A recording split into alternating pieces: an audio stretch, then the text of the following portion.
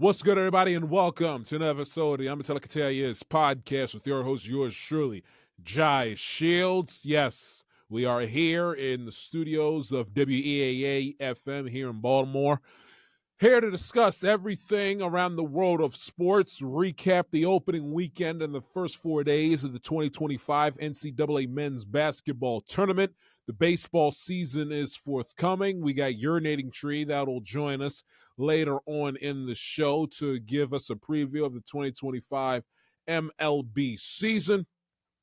Obviously, you have some NFL I want to discuss with him since we have not had him on the show in quite a while. So I figure we'll do it this way, that I will have Urinating Tree on this show on Monday, do two shows for the first time since the NFL season concluded. We'll do a show for you today on Monday to recap March Madness and then to have Urinating Tree on. And then we'll have a show for you in the back end of this week where I will preview the Sweet 16 across the men's part of the NCAA tournament regarding those 8 games on the Thursday and obviously the Friday, and then give you my not illustrious, but my infamous, more so would be the perfect and appropriate word for it, my 2025 MLB season predictions, do the over-under numbers, run down who's going to finish first, second, third, fourth, fifth in every division,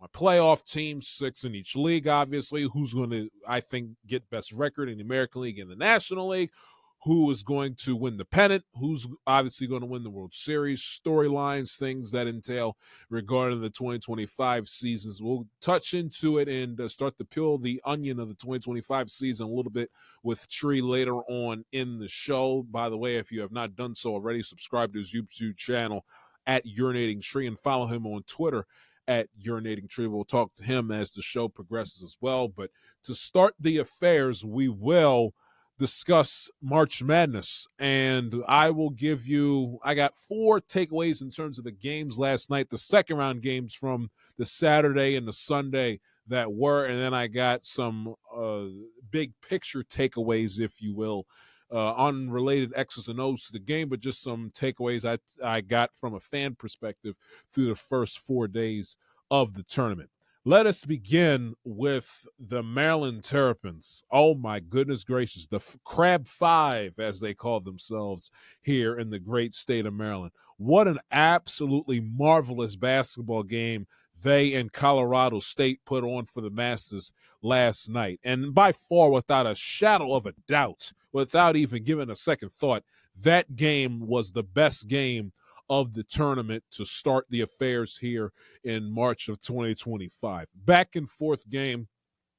Both teams, I don't think, got to as much as an 8-point lead throughout the course of the night last night. That was an absolutely marvelous basketball game to watch up in Seattle yesterday. And listen, this Maryland squad we discussed in a few weeks ago in the previous programs that this Maryland team can score. They got a damn good offense, highlighted by the sensational rookie, Queen, the center, who's about 6'6", about 245 pounds. Derek Queen, star center, right here from the 410, 6'10". Excuse me, I cut him. I cut him 4 inches short. 6'10", 246. I mean, this guy, big, athletic. He is fast and quick as lightning with the ball in his hand. I mean, he's a 6'10", 246 center that moves like a 2-guard, averaging essentially a double-double this season, 9 rebounds, 16.2 points per game. Had an absolutely masterful performance last night, 17 points, shot 7 of 12 from the field, 2 of 3 from 3, and obviously had a game-winning shot, which we'll get to. And let's give credit to Julian Reese, the brother of former Maryland Terrapin and illustrious LSU Tiger Angel Reese, also another Baltimore native who had an absolutely masterful game in his own right, 15-11, shot 5 of 7 from the field. He does not get the recognition and the praise nationally as he deserves, but he is a damn good basketball player, man. And he had himself a sensational night against the Rams yesterday evening into the night hours. But to wrap up this game, let me tell you something. If you've watched and seen Maryland play all year long, once the game got tight with about a minute to go, you knew this was going to be another one of those patented Maryland nail biters down the stretch.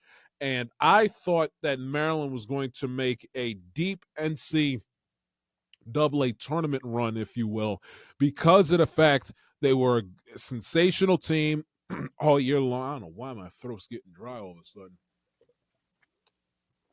And yes, as you can obviously tell, we're back on YouTube for another episode. But anyway, damn good offense all season long. One of the more underrated teams in all of college basketball, in my humble opinion. You know, we talked about how great Michigan State was. Obviously, the dominance of the SEC with Florida and Alabama and Auburn, and we looked at how just Duke just blowing teams out and steamrolling opponents on a weekly basis in the ACC, which obviously was a weak conference and actually showed that it was a weak conference based on the fact that Duke is the only ACC team left still dancing heading into the Sweet 16 this later on this week. But Maryland really did not get talked about on a larger national, broader spectrum of being one of the better college basketball teams in the nation from top to bottom, especially amongst the power major conferences along the sport. And then you take a look at the heartbreaking losses that they've had this year. You know, all the way back on January the 16th, they lose a heartbreaker at Northwestern 76-74 in overtime. You fast forward and actually spin back the mental Rolodex a handful of weeks back on, I believe it was a Wednesday night on the 26th of February, in which they lost in heartbreaking fashion to the aforementioned Izzo and his Michigan State Spartans. They have a horrific game plan down the stretch. They shoot the ball with about 7 seconds to go from essentially, like I said, Pennsylvania Avenue. It was a poor offense possession, clanks off the front iron. They don't box out. There's nobody there underneath the basket to get the rebound. Falls into the hands of Michigan. They hoist up a three-quarter prayer to steal a game, which is exactly what they did. They make it at the gun. They lose that game in heartbreaking fashion. And we discussed last week how they just completely, I have no idea why in the world. I still have no idea why. Off the two made free throws, and they allowed Trey Cunningham to go coast to coast with no resistance whatsoever and drives the ball inside to the cup for an easy layup to win the game in the Big Ten tournament semis last Saturday afternoon. So you're sitting and you're watching this game last night saying, oh boy, it's going to be another Maryland nail biter. And I had a feeling. I was sitting there watching it with my brother, and he was like, Maryland's going to mess around. They're going to lose this game. I was like, yeah, Ian, they've played these games, you know, close like this and have found a way to lose throughout the course of the season. It's going to be the story of their season is going to end with Colorado State making a buzz beater there to knock them off. And then lo and behold, something, and it's funny because how that game played itself out. Maryland made so many mistakes offensively, and they were just not. There was just a lack of rhythm, cohesion. Had a lot of empty possessions, and I'm watching the game, and my brother says, "You know what? If Colorado State wasn't out to lunch, they should be up 12." And you know what? In that second half, is in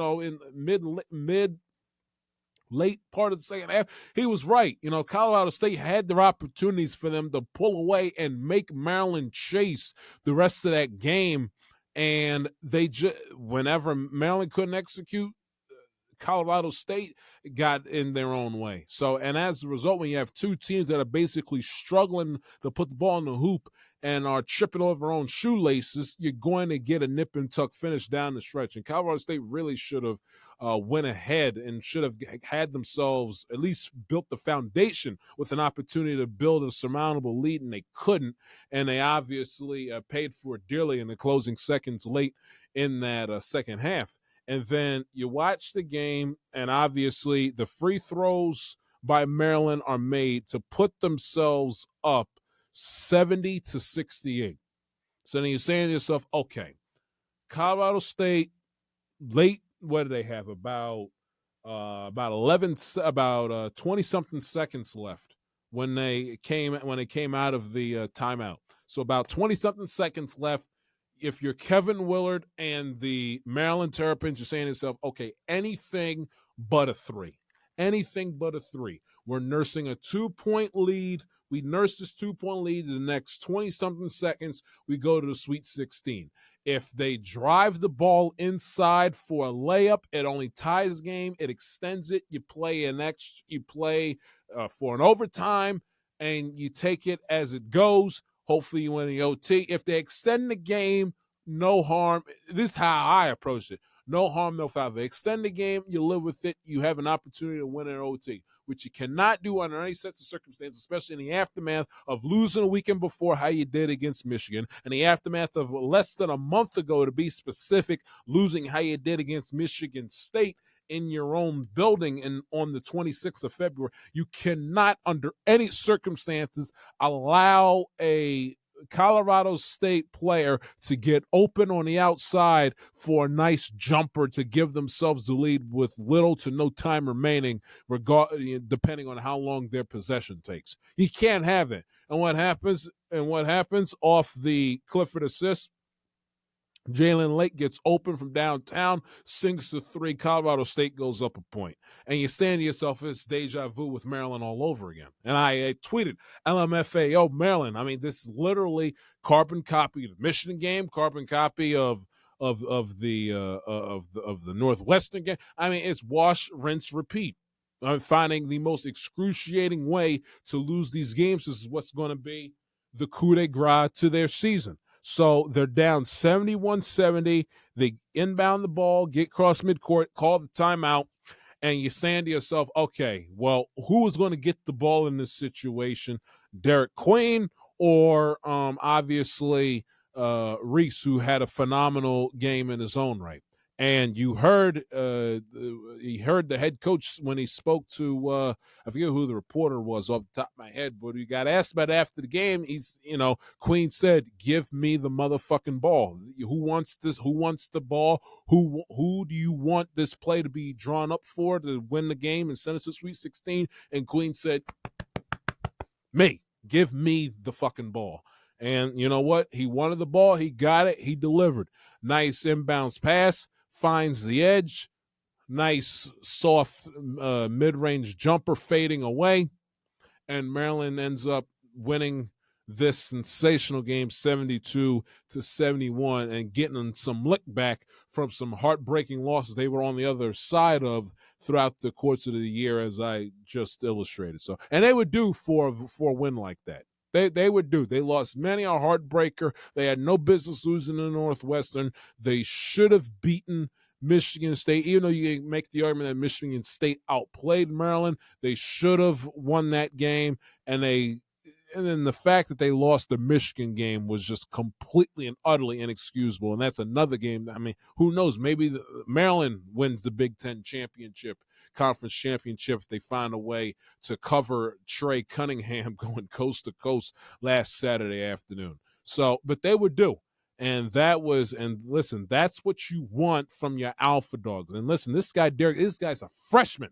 And he's saying, get on my damn back and I will take y'all to San Francisco. And to San Francisco, he took them. And what a phenomenal game he played. What a phenomenal effort by Maryland. Excellent job by head coach Kevin Willard, having the common sense and the confidence within his best player to if you're going to go down with the ship, you go down with the ship swinging and with your best asset in your tool chest. And he said, you know what? Put my trust and faith in my best player on the floor. Have at it. And Queen rewarded him for it perfectly. And as a result, we got an absolutely sensational finish to what was a riveting college basketball game in Seattle last night. Game number 1, Maryland and Colorado State. And I understand they had discussion whether or not it was a travel. And if you slow it down, frame by frame, with the 4K TVs and the 4K camera, you can maybe make a solid argument, or not maybe, you can make a solid argument that he traveled. Now, they went to Gene Steratore on the broadcast last night, and he basically said, among other things, because there's a period where Queen is driving towards the basket and the ball isn't secure within his possession, where he kind of bobbles it and loses semi-control for a little bit. It kind of gives him that that gray area of green light to quote unquote travel with the basketball. And they say, you know what, there's really not much to take from that video. Plus, he travels. I mean, that's game over. And to end a great NCAA tournament game in the closing seconds of what was at that point in time a 1-point game on a technicality, that's a little rough. So could you have called a child by letter of law? Maybe, but good on the officials for unless it was blatant where he basically took 8 steps and he didn't take 8, he took like 3.5, if that. So I got no beef with the officials. I looked at it slow motion. It looked like he basically walked from Seattle to Portland, but in full speed, real time. My initial thought was, oh, that basket shouldn't count because it was a travel. I got to be honest. Slows down. It looks heinously obvious. Oh my God, how do you miss that? But in my eyes, I had no issue with them keeping the whistle in their pocket, as they should. As I tell you guys all the time, let the athletes on the field, on the court, decide who wins and loses these games, not the zebra with the whistles. So I had no problem with that. Honestly, I really didn't. Game number 2 between this turns to the second game I want to talk about, the Florida and UConn game. Florida dethrones the champs. I'm talking about the hottest team in excuse me, the hottest team in college basketball, the Florida Gators, man. I mean, this is a team that is cooking. And how about Walter Clayton Jr.? What an afternoon he had. He's recorded at least 15 points and has 3 made threes in all 4 career games in the NCAA tournament. The only D1 player to ever start his collegiate career doing that in the NCAA tournament this century was Steph Curry, who had 5 of them from 07 to 08. Walter Clayton Jr., obviously with the dagger that brought about the Bill Raftery Onions call with about 2 minutes to go in the second half, which really put UConn in a season-ending hole from there on out. Had the big basket off the pick and pop there at the top of the key. So he had a phenomenal game. That's just number one. 23 points, 3 rebounds, shot 6 of 14 from the field. Couldn't miss from 3. Was 5 of 8. Florida's a force to be reckoned with. This isn't breaking news to anybody. They had one of the best offenses in the SEC, one of the best offenses in all of college basketball. It seems like they can't lose a basketball game if they tried. Now, granted, they got lucky because, they left the door open a little bit longer than they should have because they couldn't make their free throws down the stretch. They don't make their free throws coming up against Maryland. They could be playing with some fire this upcoming Thursday, but they're a damn good team. Their talent level at guard, is deep and is as good as any team in the college game that you can find. So Florida, give the hats off to them. It took, and UConn on the flip side did not have a great day shooting the basketball. You take a look at the box score. They shot 27% from 3, 37% as a team from the field. They shot better from the free throw line, but that, again, when you're not hitting your jump shots, that stat line goes null and void at that point.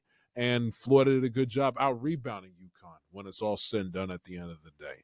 UConn took care of the basketball, but you got to be able to make your jumpers. When your offense goes flat, goes stale, you're going up against a team that just can shoot the lights out of the building, you're going to find yourself in a surmountable hole going forward. But Florida's a damn good team, and we got plenty to say about Florida, and we can get deep into them and their chemical makeup before leading into their Sweet 16 game coming up on Thursday against the Maryland Terrapins in the Sweet 16 in San Francisco. But I really got more to say about UConn than anything else regarding this game. You know, they had a historic stretch where they did not lose an NCAA tournament game. Now, obviously, when you're the back-to-back champions. But it wasn't just the fact that they didn't lose. Remember, last year and in 2023, UConn didn't just beat teams.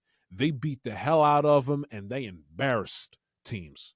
So this is, yesterday was like the end of that mini, not to say obviously that their run of greatness, that their run of championship contention is over by any stretch of the imagination, but this consecutive, all good things must come to an end, and not obviously when you win in anything, college basketball, college football, NBA, NFL, MLB. Obviously, you need to be great in order to win championships, but because there's so much parity in the sport, there's so many variables that from game to game, week to week, in between seasons, off season, and you also have to be lucky. You have to, like I say, with the Chiefs this past football season, you got to create your own luck. And the UConn Huskies did a good job of creating their own luck throughout this sensational stretch. But luck runs out. You're not going to go winless go undefeated in the NCAA tournament forever. It happens to the best and the worst of coaches and teams. So UConn's got nothing to be ashamed of. I understand losing in a second round when you're the back-to-back champions is not ideal. I get that. That's not the standard. That's not the expectation. That's why you are the back-to-back national defending champions, because you guys because that program has, and its players and Dan Hurley and that coaching staff and the boosters and the alum and everybody, they have that high standard, which is why UConn is one of the best basketball programs from the Calhoun days up to now in the 21st century and all the sport. But you know what? It's damn near close to professional sports, but this is the highest level of college basketball, of collegiate sports you can find on the planet. These guys care and have the drive and the urge and have the will to be great too. Sometimes it's just not your day. One, like they got their asses kicked, they couldn't shoot, and Walter Clayton took over the game. You tip your hat, you go back to the drawing board this offseason, and you hope for a deeper run and return to the national championship and winning one next year. So it's all you can do at the end of the day. Three-peats, they're hard in any sport. Hard in college. It hasn't happened over 50 years, dating back to Wood and UCLA. It hasn't happened in baseball since the 98, 99, and 2000 Yankees, which is going on 25 years at this point. And it's never happened in the National Football League from start to finish in the Super Bowl era. It's happened technically in the Super Bowl era, because the latter two championships that the Packers won in the 60s, Super Bowls 1 and 2, the 66-67 team. But in the NFL, they haven't had a three-peat league champion in damn near 60 years. Baseball hasn't happened in 25, so it's difficult. I get it. So, and I got nothing negative to say about UConn. The thing now that has driven me crazy is the idea that we all need to get our pitchforks and start kicking and screaming and rioting on the internet, on sports talk radio, on sports talk television, and basically make the idea we got to make Dan Hurley out to be Benito Mussolini, because he is a quirky, brash guy that doesn't hesitate to yell at his own players, tell his own assistant coaches to shut up, yell at officials. I get it. He's loud. He's noisy. He doesn't hesitate to let you know how he feels. That's who he is. Okay? Not like the old and the idea, he's a sore loser. Shame on him for how he acted and him yelling and cussing up a storm going up the tunnel when they lost Sunday afternoon. They just lost. The guy, back-to-back years, was the last team standing as a national champion. Okay? He's not a quote-unquote baby boomer where he is more the stoic, strong, silent type that's going to hold his anger and frustration in until he gets behind closed doors. I believe he's a Gen Xer, if I'm not mistaken. So, yeah, he is. Older Gen Xer, but I believe. But, yes, it's just, I don't understand it. He's human. Is he perfect? Does he do everything right? Yelling and screaming and provoking opposing fan bases on the road, a la Nick Sirianni. Do you love that? No. Does it make him the worst person in America, worst coach in all of college basketball? Absolutely not. Every coach has their quirks, especially the great ones and the ones that win championships consistently. They all have their quirks. They all have their flaws. They all have a certain element about them, either professionally and or personally, that bridges into their professional lives that makes them lovable, hateable, indifferent, whatever the case might be. It's who Dan Hurley is. Oh, he's a sore loser, he's a poor loser for acting out the way he does when his team loses. Well, I'll allow me to retort with this. George Steinbrenner owned the team, arguably, I can't stand the most in all sports, in the New York Yankees, but I respect the hell out of him in terms of what he did as the owner and the shot caller of that franchise, because of this quote right here. Show me a good loser. He said it on a 60 Minutes interview back in the mid to late 80s, if I'm not mistaken. Show me a good loser, and I'll show you a loser. Show me a good loser, and I'll show you a loser. Bobby Knight, sore loser, one of the greatest college basketball head coaches of all time. You think Nick Saban took losing well? Go count how many rings Nick Saban has. Okay, Bill Belichick, one of the sorest and worst losers in America. The guy has 6 Super Bowl rings as a head coach, 2 as an assistant. He's got 8 rings total, and has coached in, I believe, about a dozen Super Bowls. Go. I mean, come on. Do we love it? Do we have to like it per se? Absolutely not. But you take the good with the bad, eat the meat, spit out the bone. He didn't call anybody out their name. He didn't use any derogatory, harmful, any type language that ends that the adjective of it ends in an ist or an obic. He's emotional. He wears his heart on his sleeve. Get the fuck over it.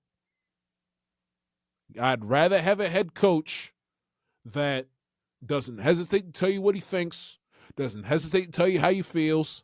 You know exactly how it feels at that specific moment in time. There's no worse feeling, especially when it's a person that's within a position of leadership. There is no frustrating feeling than going about, I don't care if you're a kid growing up and it's with your parents. I don't care if it's at your 9-to-5 part-time job or your full-time career job, or if you're playing sports at the high school, AAU, or collegiate level. There is nothing more frustrating than walking into the building or just walking into the presence of your superior voice of leadership, and you have no idea what the hell they're thinking, what they're feeling. There's nothing worse. It's like, okay, is he having a good day? Is he having a bad day? Is there something that he quietly in a more overt type of manner wants me to do, wants me to see, wants me to. I hate playing the guessing games. Say what you mean and mean what the hell you say. And if you do that, I can take it on a surface level, and I can, within my brain, can make up in my mind, okay, X such and such feels this way, that way, and the third about a given situation, about me, about somebody else, about a given situation. I know how I feel. There is nothing I hate more than playing fucking emotional guessing games with grown-ass men. I can't stand it. I hate it. Now, again, maybe it's just me, but that's a complete turnoff. If I played for Nick Saban, would he annoy the fuck out of me because he'd be chewing my ass out like a army general? Absolutely. But I would respect the fact that I would know exactly how he felt about me, about how the team's doing. I'd have so much respect for him, and it would go a long way with our relationship, hypothetically. Saban, Belichick, you pick the coach. It would go along because I knew how they felt. Jimmy Johnson, you knew how they felt. Positively or negatively, I can appreciate you shooting at me, giving it to me straight, shooting me straight. That's what I mean, man. Oh, how's it? I hate that. I hate that. It's not for everybody. I get it. He isn't a lovable, huggable, teddy bear like coach for the masses outside of Stores, Connecticut. That's fine.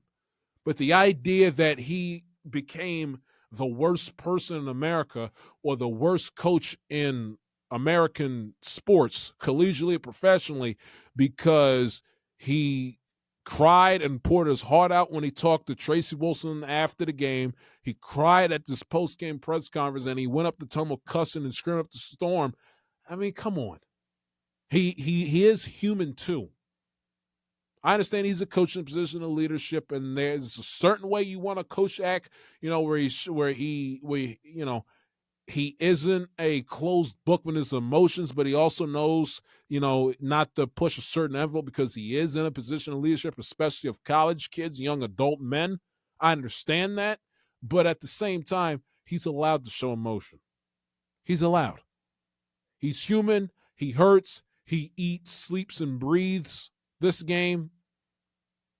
I mean, he building a relationship with these guys. These guys travel all over the country and all over the world for these tournaments in the preseason. They're all together during off-season workout activities and training camp in September and in October.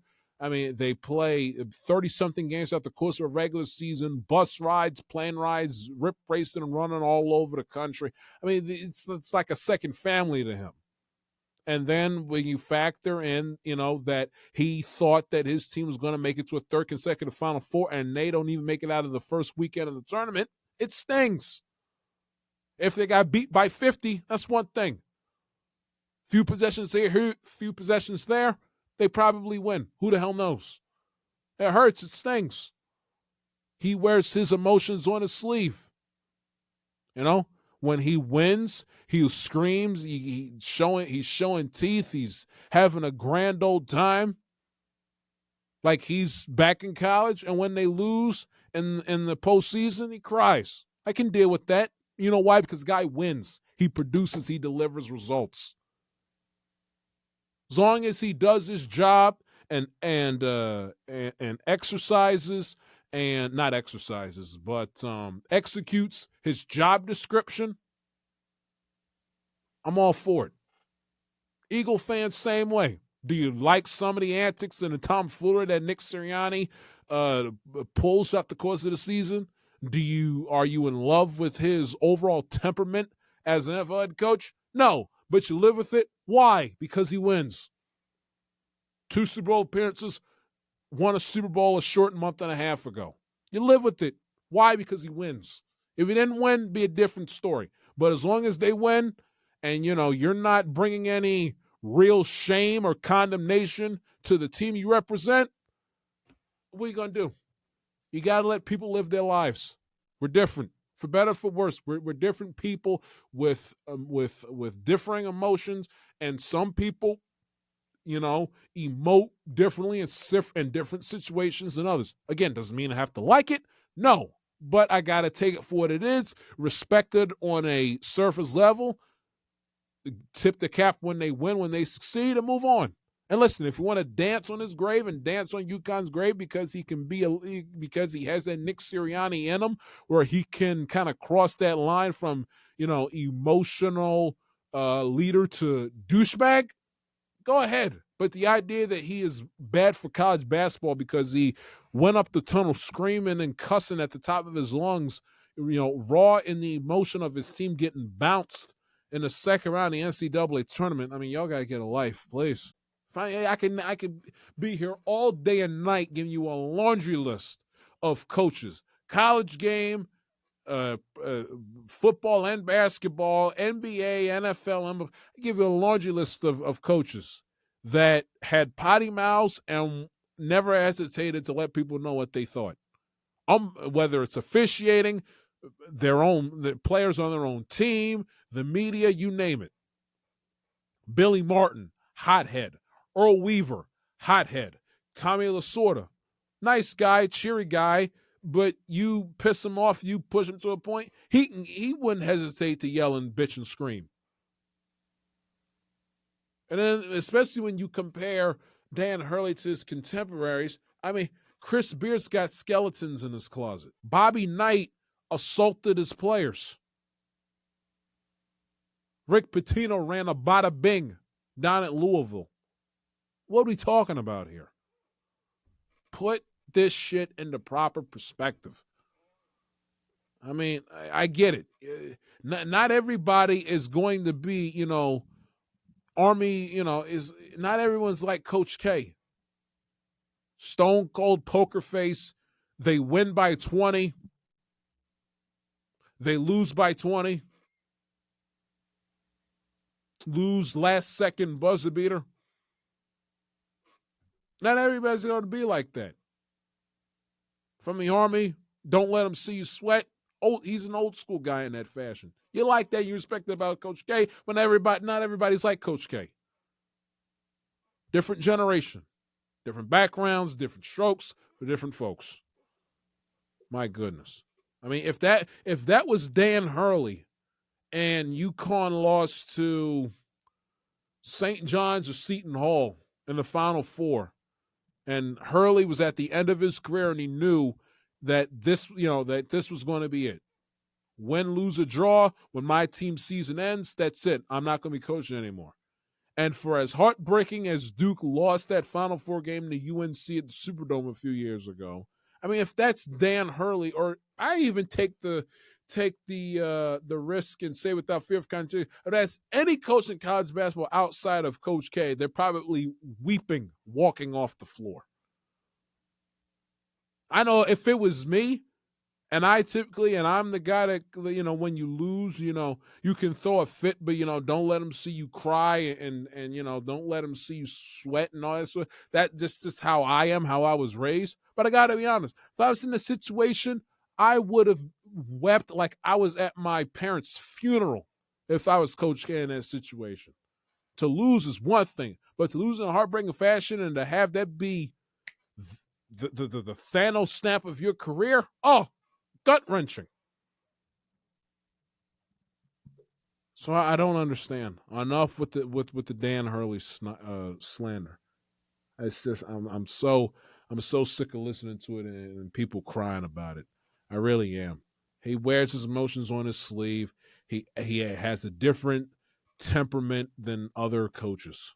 Fine, who cares? And he's not the only coach that bitches and moans, when he's frustrated, when he's upset. All I ever see and all I ever saw from UCLA the other night was Mick Cronin bitching and moaning at his team and at the officials and the press conferences with him griping about the Allegiant flights. I mean, was he the only coach? I mean, Kelvin Sampson rides his team like white on rice. Always has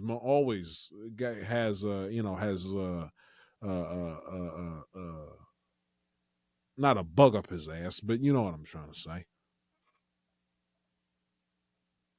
They all got their quirks.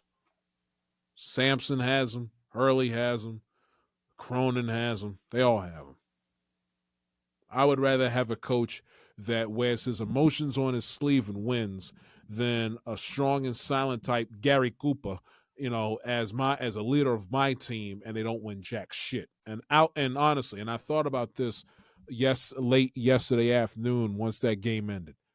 Outside of Dan Hurley, who right now in college basketball is a better coach than he? What, Rick Pitino? Okay, but recency does matter. This is sports we're talking about here. Rick Pitino hasn't won a national championship in over a decade. John Calapari, the same thing. I mean, since 2012. So it's just, I mean, those coaches are as good, if not better, than Dan Hurley historically. But recently, those guys haven't won in over 10 years. And Hurley did something that hadn't been done in about 15 plus, something that Calipari and Pitino have never done, and that's go back to back. So it's not, this is not some, This is not Rodney Terry acting like this. This is a guy that the back-to-back national champions that arguably is the best college basketball coach at a class with Pitino and Calipari you can find within the sport. And it's better than Nate Oates. I mean, come on. What are we? I mean, Izzo, that's another good name I forgot to mention. But what are we talking about here, people? What are we talking about? Illinois. And speaking of coaches bitching and screaming, I mean, if I had a nickel for every single time when they put the camera on Brad Underwood yesterday, I'd have made myself a nice, healthy $500 because every single time that CBS put the camera on him yesterday evening, he was moaning and groaning and bitching and screaming at somebody about somebody. Whether it was the refs, his own team being out to lunch. So again, what are we talking about here? But I don't blame him because Illinois, good Lord, were they bad. I mean, just no sense of urgency, sloppy with the basketball, turnovers, hand over fist led to a lot of empty possessions on the floor, lack of attention to detail.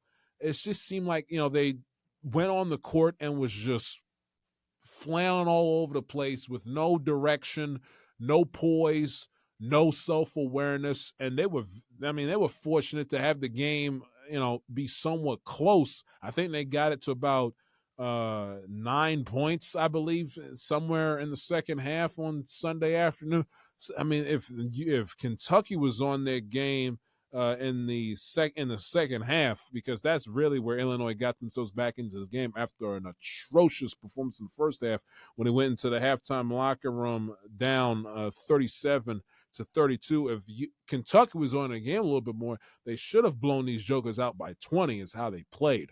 But Illinois I have no idea what the hell was going on with them, man. I mean, Riley scored 5 points, couldn't make a three, was 1 of 7 from the field. Collectively, as a team, they shot 28% from three, 63% at the free throw line, was absolutely disgusting. Kentucky scored 26 points off of their 14 turnovers. I mean, they were oh my God, they were pathetic. So I mean, again, I don't blame Brad Underwood for kicking and screaming, but it's the nature of the business. It happens, It's just, I mean, come on, people. Can we grow up, please? But Illinois was bad. Getting back to my third point here in this opening part of the show, Illinois was oh my Lord, they were bad. And if Kentucky better bring the A game coming up in the Sweet 16 because they got by with playing their B game. But going forward in the Sweet 16 against Tennessee and Rick Barnes, who is going to play some inspired basketball like you wouldn't believe, you better be on your P's and Q's coming up on Friday night, or be prepared to get your bags packed ready for Cancun, because your B game is not going to work against that basketball team. That's just all there is to it. Your B game is not going to work, especially against that defense. You have got to be able to do a better job of putting your foot on the next aim for fatality when you have the chance. For as poor Illinois played on Sunday, Kentucky left them in that game way, way, way, way, way too long for my liking. Way too long. And speaking of Calipari, how about this?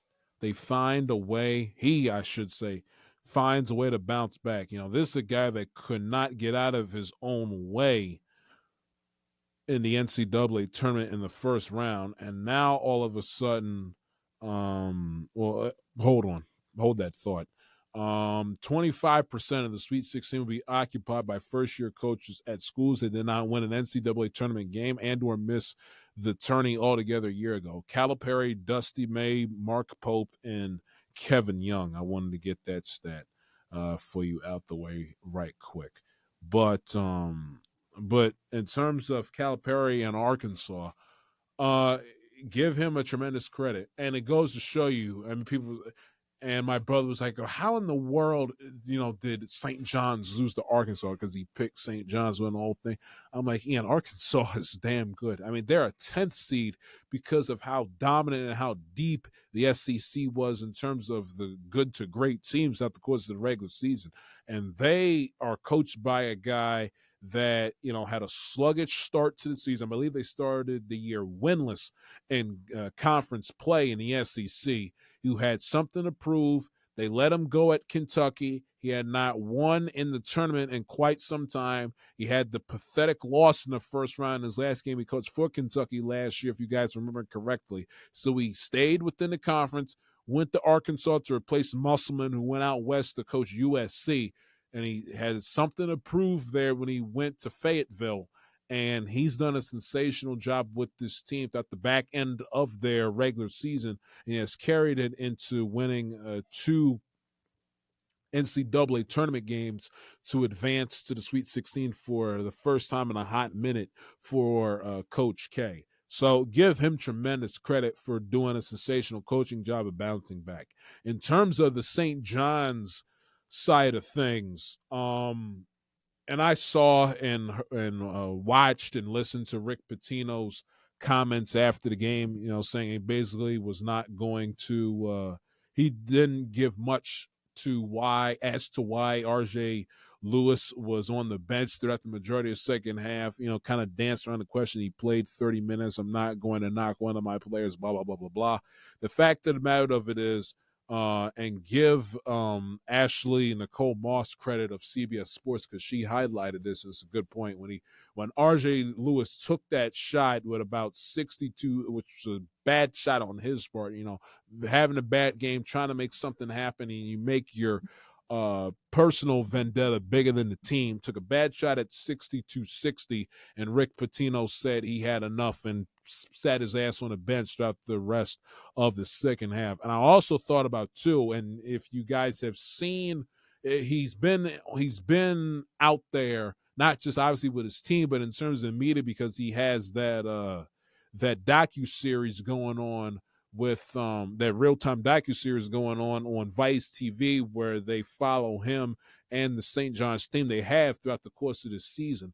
And he was on the Tonight Show with Jimmy Fallon a few weeks ago, and they played a clip there where you see him yelling and cussing out his team at halftime, saying, who in the fuck, I'm paraphrasing, who in the fuck thought and told you guys that, winning this game and being great was going to be easy. So what? You get faced with adversity. It's not just about basketball. It's not about life. You get faced with adversity every fucking day. Adversity is a part of life. Learn how to fucking deal with it. And you also kind of saw with Lewis's body language how he kind of, once he saw and had the feeling and saw the writing on the wall, and as the game started to play itself out deeper and deeper and deeper into the second half, he realized, damn, this really is not going to be my day, not going to be my afternoon. So what happens? You sulk, you put your head down, you get very passive, you get very timid, and and that alpha dog just disappears. And Pitino, no nonsense guy, you can lose, you can, go down with the ship. When you go down with the ship, when you lose, make sure you go down swinging, giving it everything you got without conceding. And that's the thing that he probably didn't like. That RJ Lewis, he took the shot at 62-60, which I did not realize until I went back and looked at it in preparation for the show. And then on top of it, he kind of had like a very woe is me, cowardly lion type of body language. They're sitting on the bench, and even when he was on the floor before he got benched for the rest of the second half, he didn't like that.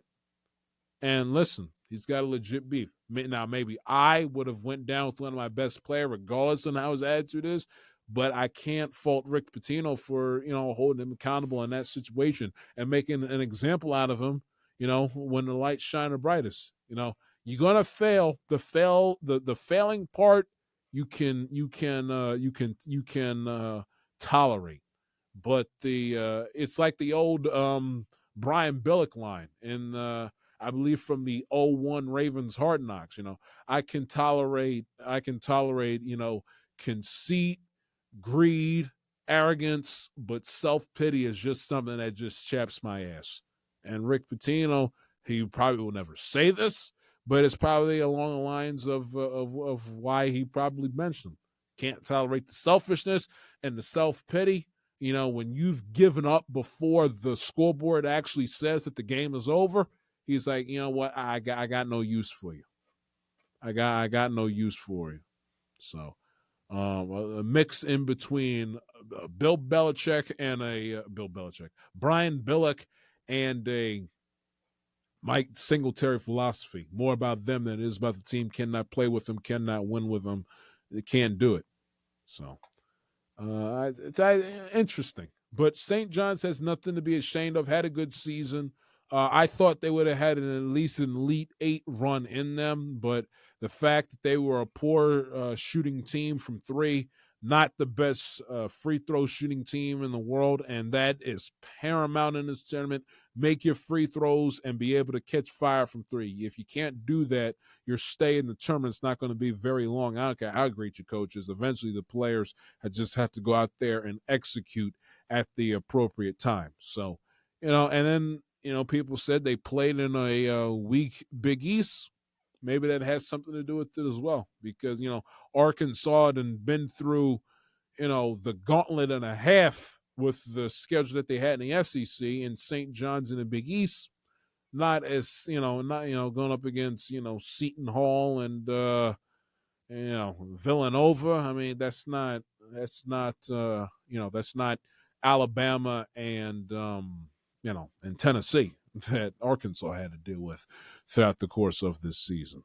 But they got no shame. Get better, regroup, retool, and we'll see you in 2026.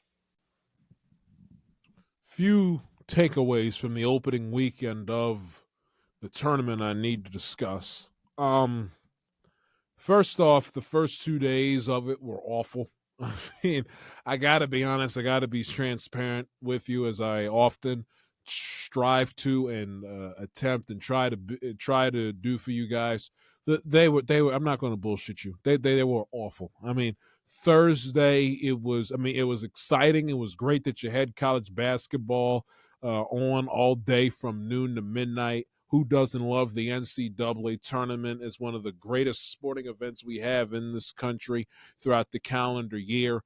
It kicks off the beginning of the spring season. You kind of ride that wave, and it's a catalyst into, obviously, you come down the home stretch of the NBA regular season, and from there you go into the NBA playoffs, and then obviously the baseball season starts. That Sweet 16 Elite 8 weekend. And, once the Final Four is over, you jump, you jump knee deep, I should say, into the baseball season and then into the home stretch of your professional winter sports, the NBA and the NHL. So I love it. And I do not shit on college basketball. I am a college basketball fan. I have no team. And no, it's not, these guys, the Morgan State Bears, who got beat in the EMEAC by Norfolk State, I believe, a few weeks ago, or 2 weeks ago, I should say. But it was a lackluster first few days to the tournament. I mean, you take a look, and matter of fact, thanks to the handy dandy March Madness Live app, let's take a look at the scores of these games. Okay, Creighton and Louisville, 89-75. Purdue High Point, 79-63. Wisconsin and Montana, 85-66. Houston and SIU Edwardsville, 78-40. Auburn beat Alabama State by 20, 83-63. McNeese and Clemson did not come down to the final possession, but that was the lone, big, oh, wow, look at this upset. And even that game wasn't even all that great. BYU beat VCU by 9 points. Gonzaga and Georgia, 89-68. Tennessee and Wofford, 77-62. Arkansas and Kansas was a solid game. Okay, fine. Not a great game, but a solid game, but it didn't come down to the last possession, 7-point margin of victory. Yale and Texas A&M, 80-71, 9-point margin of victory. Drake beat Missouri by 10. UCLA curb stomped Utah State 72-47. St. John's beat Omaha by 30. Michigan beat UC San Diego by 3. that wasn't exactly a thrilling basketball game, at least in my humble estimation. What else? Texas Tech and UMC Wilmington. Texas Tech won by 10. Baylor 75-72. Its final score will tell you it was a tight game down to the wire. It wasn't. Robert Morris and Alabama decided by 9 points. Iowa State and Lipscomb 82-55. Give me some more blowouts. Mount St. Mary's and Duke 93-49. Maryland and Grand Canyon 81-49. Florida and Norfolk State 95-69. Kentucky and Troy 76-57. May I continue? Akron and Arizona 93-65. Michigan State and Bryant 87-62. Oregon beats Liberty 81-52. Not great basketball. And again, the one upset you had to sink your teeth into was McNeese and Clemson, and that game wasn't all that great.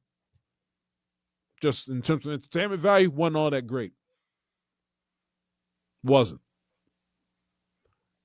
And then you had Ole Miss and UNC. Okay, good game Friday.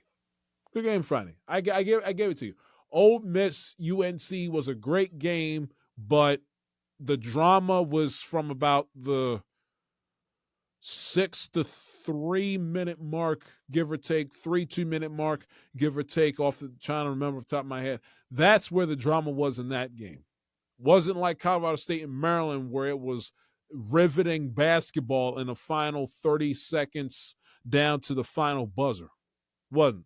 The game was decided well before the game clock got under the 15-second mark. Good game, not a great game. Entertaining. Kevin Harlan, my hero, was fantastic. Was not a great basketball game up until the clock hit double zeros. Wasn't great. Good, was not great. And then you take a look at the games on Saturday, Purdue and McNeese, put you to sleep. Arkansas and St. John's was compelling. It was feisty, but St. John's couldn't score, and Arkansas pulled away. They won by 10 points. Won a great game. Michigan and Texas A&M, 91-79 was the final score. Texas Tech beat Drake, 77-64. Auburn beat Creighton by 12 points. BYU, Wisconsin, okay, I give you. Good game. BYU winning 91-89. Offensively, they were, oh my God, were they great Saturday against Wisconsin. My goodness. Gonzaga and Houston, tight-ish towards the end, and then Houston eventually pulled away late. Didn't come down to a final possession. UCLA and Tennessee, UCLA lost by 11 points. No. 9 points. I apologize. 9 points. Not a great game either. And then yesterday, UConn, Florida, good game. Baylor and Duke, you could have turned the game off at halftime. Alabama, St. Mary's, pass. But, you had, let's count. You had Oregon and Arizona, 87-83 in favor of Arizona. Colorado State and Maryland is the best game of the tournament. We put that off on its own. So you have the last game of the day, Oregon and Arizona won. UConn and Florida is game number 2. It's another one. BYU and Wisconsin is 3. Let's go to Friday.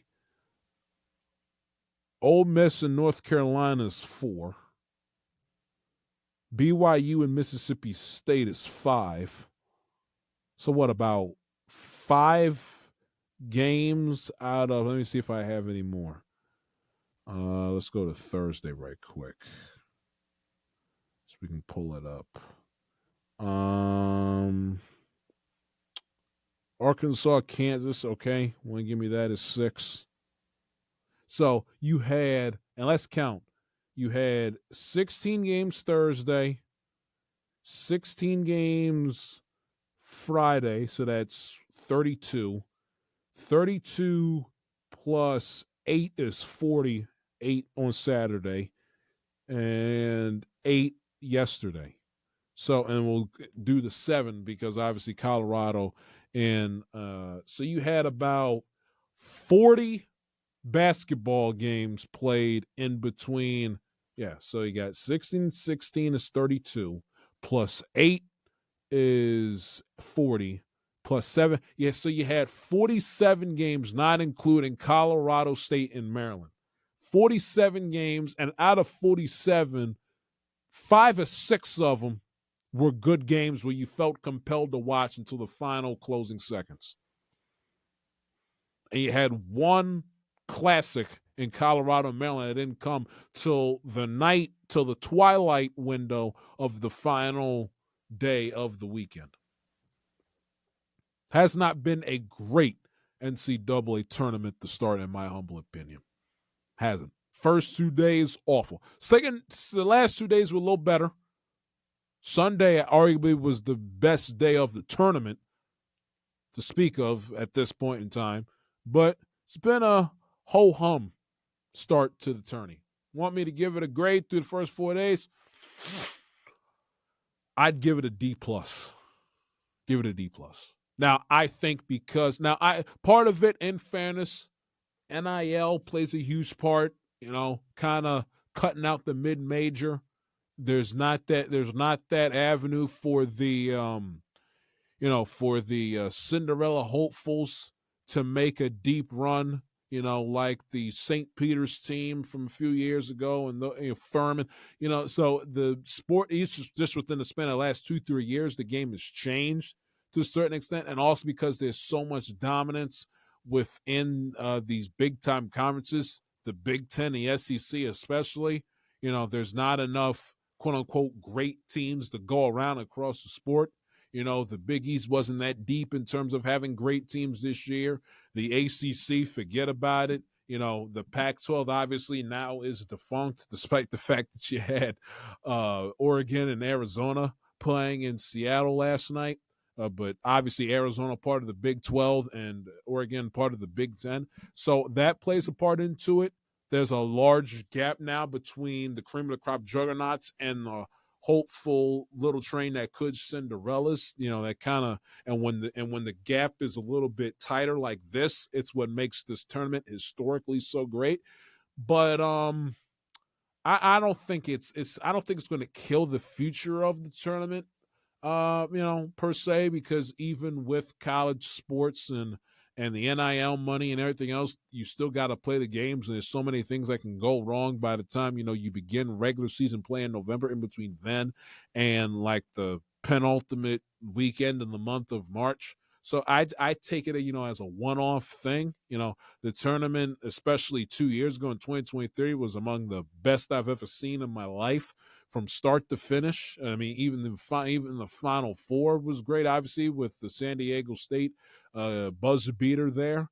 So I'm not gonna hit the panic button and say, oh my God, March Madness is broken. What are we gonna do as college basketball fans? But in this year, it has not been a good tournament to start. Now, maybe because of the fact we have so many juggernauts highlighted by the SEC and Big Ten teams that have done well, maybe, just maybe, this will mean that that we'll get a damn good Elite Eight and Final Four. So maybe you think about it. You think about it in that aspect. The round of 32, round of 64 underwhelms you.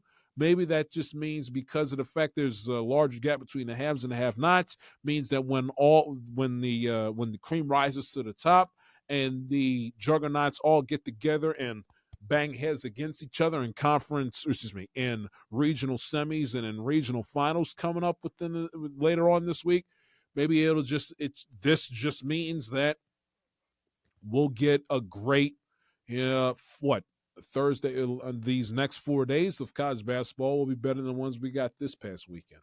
I look at it like that from that standpoint, that the Sweet 16 and the Elite Eight will live up to the hype and will deliver classic games. And if you get the right Final Four matchup, you could get an all-time classic, a national championship game, so on and so forth.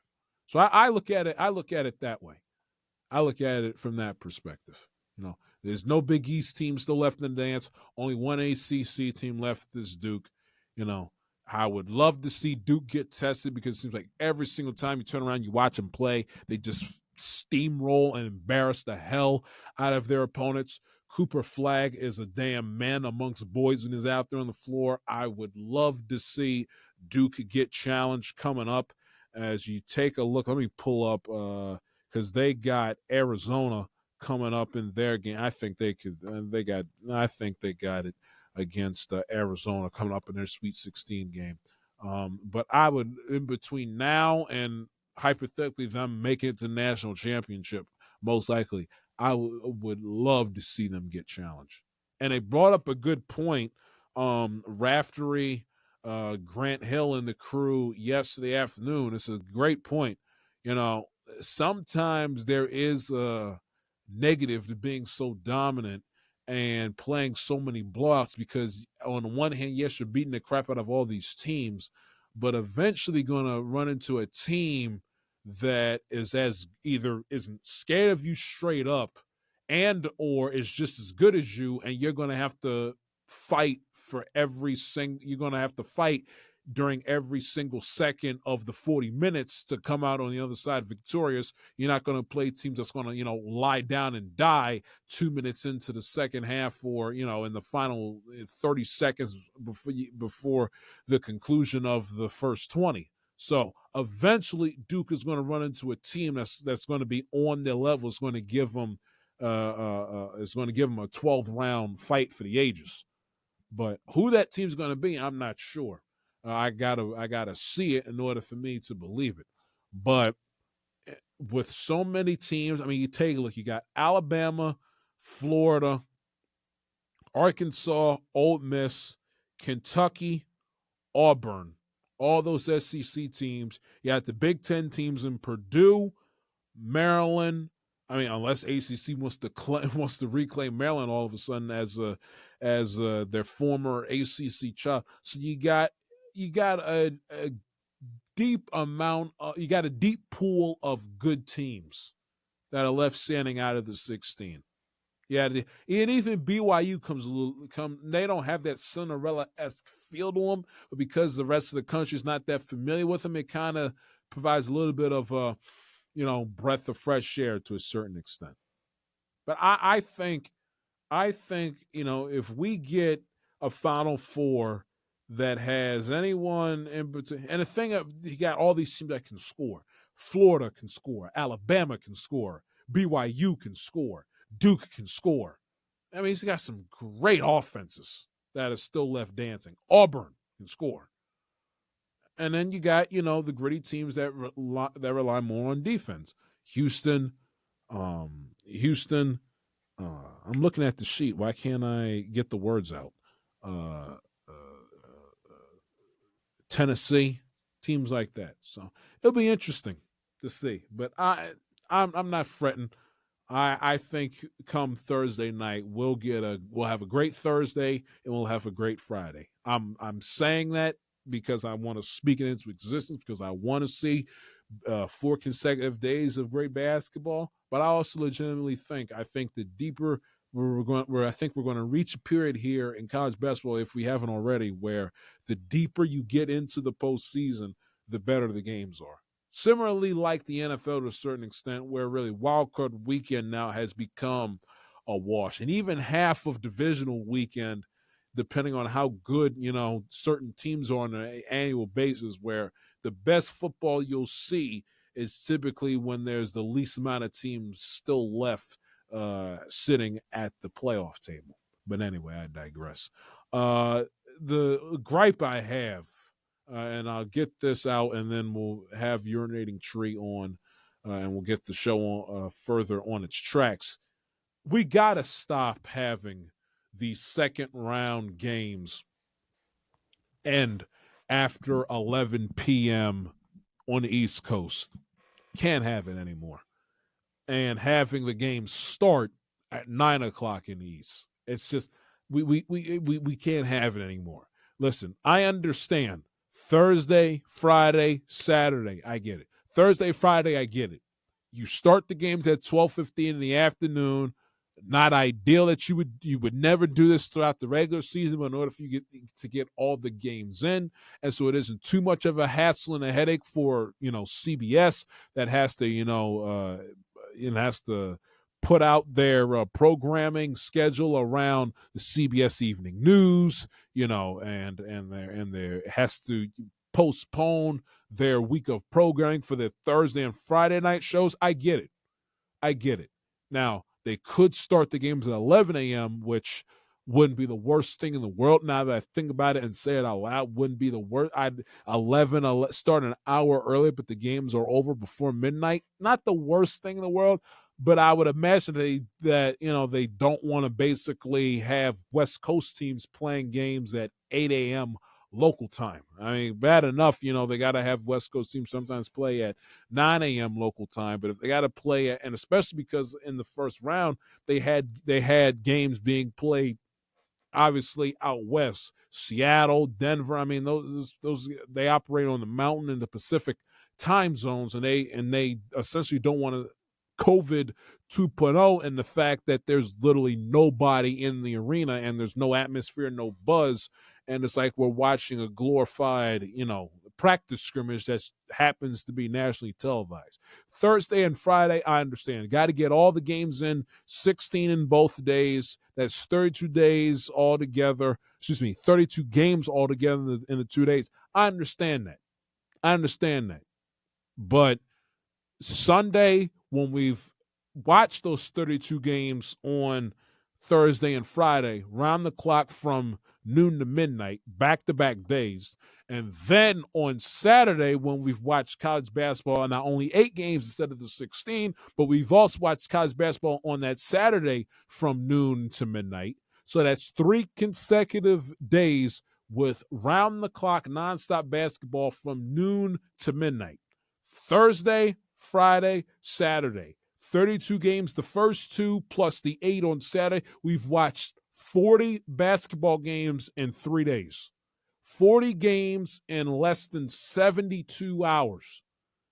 We can't have for your 8-game slate on a Sunday when we've done nothing but sit on our ass and watch college basketball around the clock.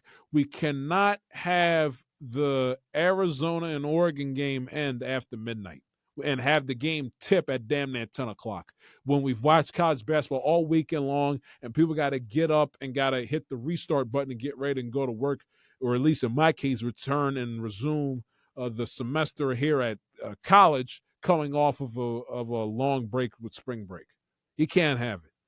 Saturday, I people don't like the fact that they kind of delay the bulk of the schedule to later in the day. I don't mind it. I actually tend to like it because it's a little bit of a gentle, deep breath and reprieve. You're shoveling all the college basketball down your throat on Thursday and Friday. Saturday, chill day, wake up, okay, one game at a time, kind of slow down the rhythm, slow down the pace a little bit, so I don't mind it. And then once you get deep into the day, then you ramp it back up. Not to mention it's a Saturday.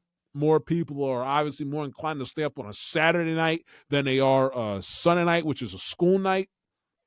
Not to mention Saturday is the more busier of the 2 weekend days, especially on the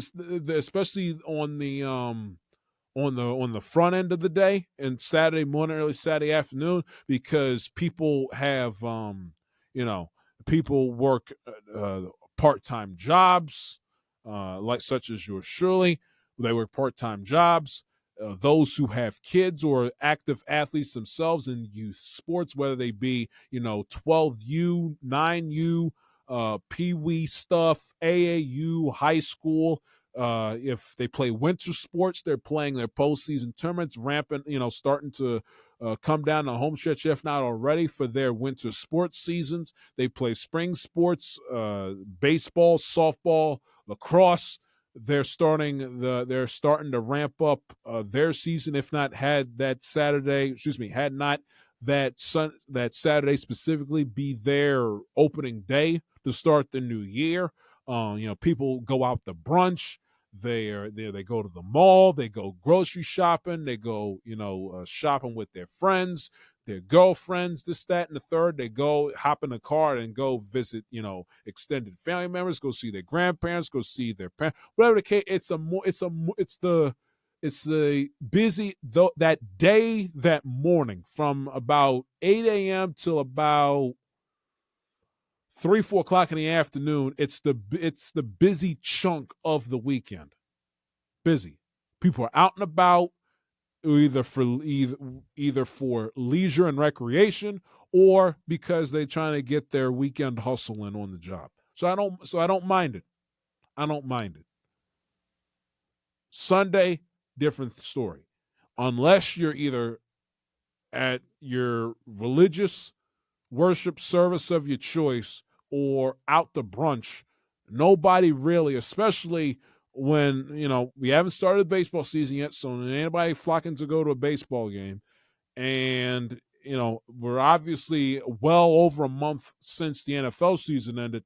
No one is up and about, on Sundays. It's just, unless they're going to church, or they got a brunch date or something. No, very rare. People go to the store, I guess, on grocery store on Sunday, I guess, but nobody's going to the mall on a Sunday morning when they've been out all night Saturday.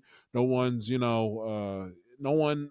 It's not the social day of the weekend. It's the day where you wake up. If you have dates to go to brunch, you go to brunch. Go to church. Otherwise, you just sit in your house, sit on your ass, and just chill before you're about to embark on a new work week. And I don't know why CBS.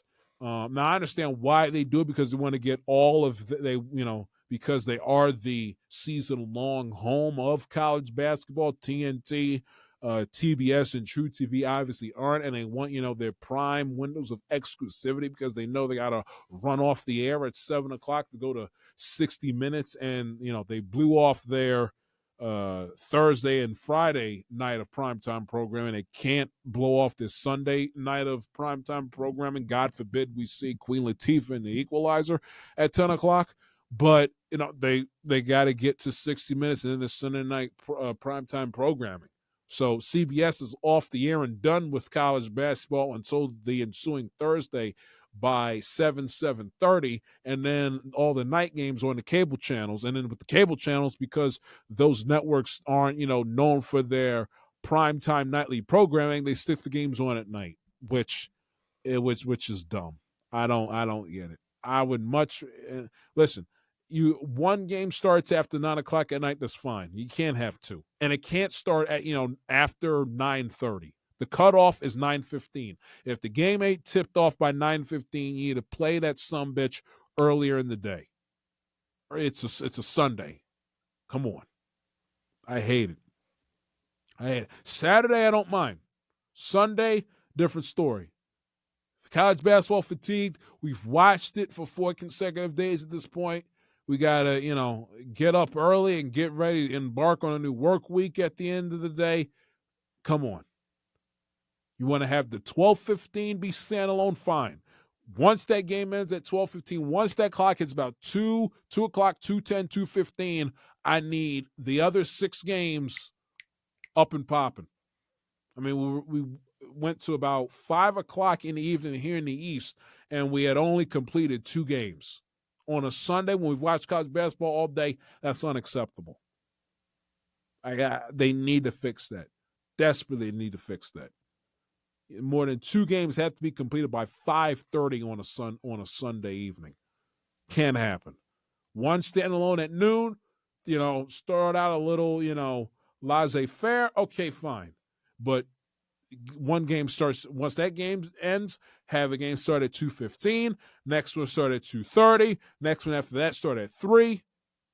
So then by the time 6, 7 o'clock rolls around, you got 1, maybe 2 more games left to tip off, and they'll tip off in a matter of the next hour to 80 minutes. And the last game is over by 11 o'clock at night. I don't think that's asking too much.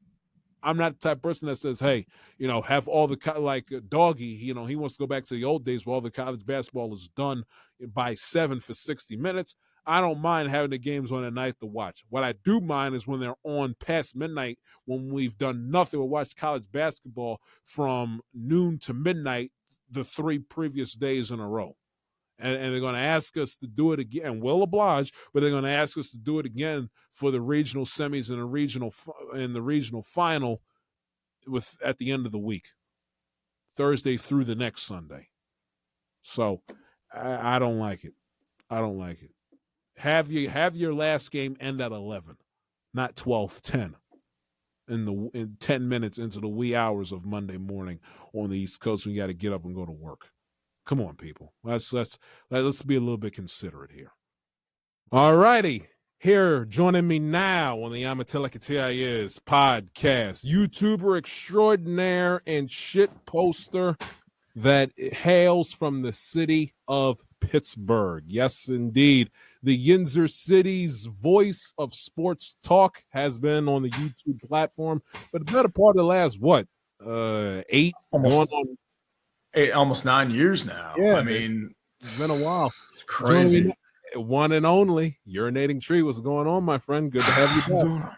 Doing good, man. I mean, another day, sun shining, birds are chirping.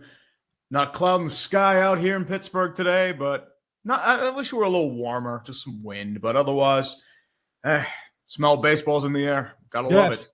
Yeah, absolutely. We got plenty to discuss in terms of Major League Baseball with open day coming up this week on Thursday. But before we get to baseball, and it's been a long time since we've had you on, and obviously one of your claims to fame is your This Week in Sports Ball videos on the sport none other than the National Football League. And I love to pick your brain on all things NFL football. I'm no glazing, I'm not dick eating or anything. Excuse my French, but you're one of the best commentators out there when it comes to talking NFL football, especially during the season. So allow me to pick your brain on a few things regarding the NFL, and then we'll get to some baseball later on. Let's start with the AFC North and your football team.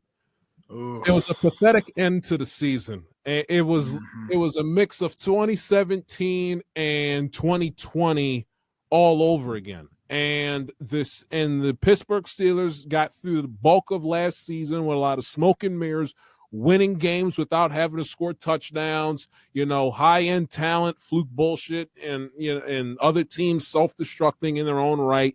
Mike Tomlin being able to out-coach his way around bad coaches and bad coaching staffs.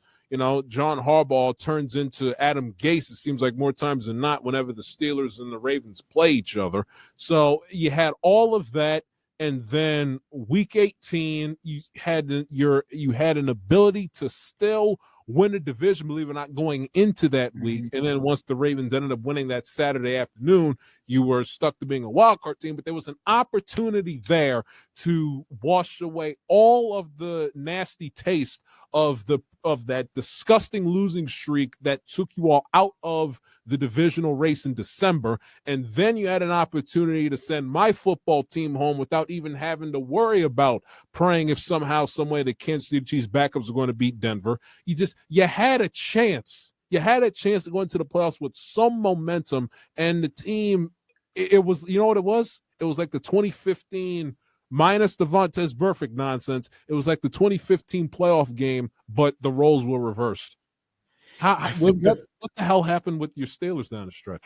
Honestly, what happened was I was thinking at the time, especially after you beat Washington, that final stretch was going to be your big test in terms of the Steelers. Because, I thought they had a chance to do something decently. They had a good win against Washington, who had been relatively strong. They had been showing signs of offense, especially against your Bengals. They put up 500 yards, they haven't done that since 2018? Something like that. And we're just sitting there like, whoa, we could perform offense. What you fail to understand is that the Steelers putting together offense, it's like a caveman discovering fire. You're just sitting there like, whoa, you could do that? It's like you're watching the Chiefs and the Bills and the Eagles, and you're just sitting there like, oh my God, you can move the football forwards. That's all we're saying. But what we're thinking was the big tests were, Philadelphia. I mean, you kept up for a little bit, but I mean, they were just too powerful. Mm-hmm. The reality there. But the thing is, they actually had a chance to clinch their division if they beat Baltimore the first time. Right. But the reality is, it's Baltimore finally realized that, oh yeah, they're significantly more talented than the Steelers and stopped losing to them in embarrassing fashion. Russell Wilson decided to play hero ball and didn't work out. And then the Chiefs happened, and it's just great. They just get crushed on Christmas Day. The Bengals one was just embarrassing because at that point, it's just as I said, the way I see it, it's like 2020 light, all the way down to the embarrassing Bengals loss. The only thing we were missing was Juju Smith-Schuster getting like decked by Von Bell. Right. Yeah. Absolutely. I mean, what we had was George Pickens, like he was, talking like having wars with the media and talking smack about the Browns because they only won because of the snow. He puts up a donut and it's like, dude, what are you doing? And he ran this really bad route, if you remember, on that third down. Yeah, it's like Russell Wilson throws it down. It's like he didn't go to the sidelines. He was running straight. I'm like, dude, what are you doing? And then it's just like at that point, it's like, get the hell out. But I think honestly.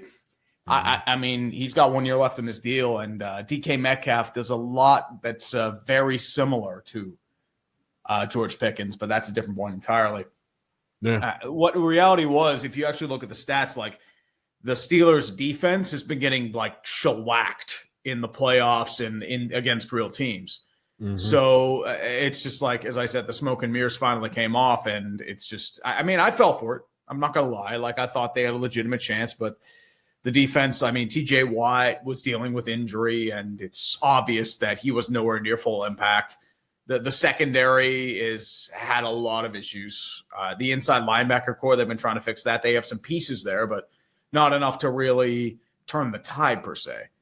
Mm-hmm. But and then the reality is Baltimore 28-14 doesn't know justice. They beat the shit out of us. It's just so the reality is it's just the same shit. You're on the same carousel over and over and over and over, and it's just the morale's pretty low around here. And the problem is like if it were like a bad year, you could finally wipe it clean. But the problem is you're still in that 9-8 Super Bowl, mm-hmm. which is kind of the point where it's like, okay, you're good enough to potentially compete for the 7th seed, but you're going to get smacked by real teams. So that pleases nobody.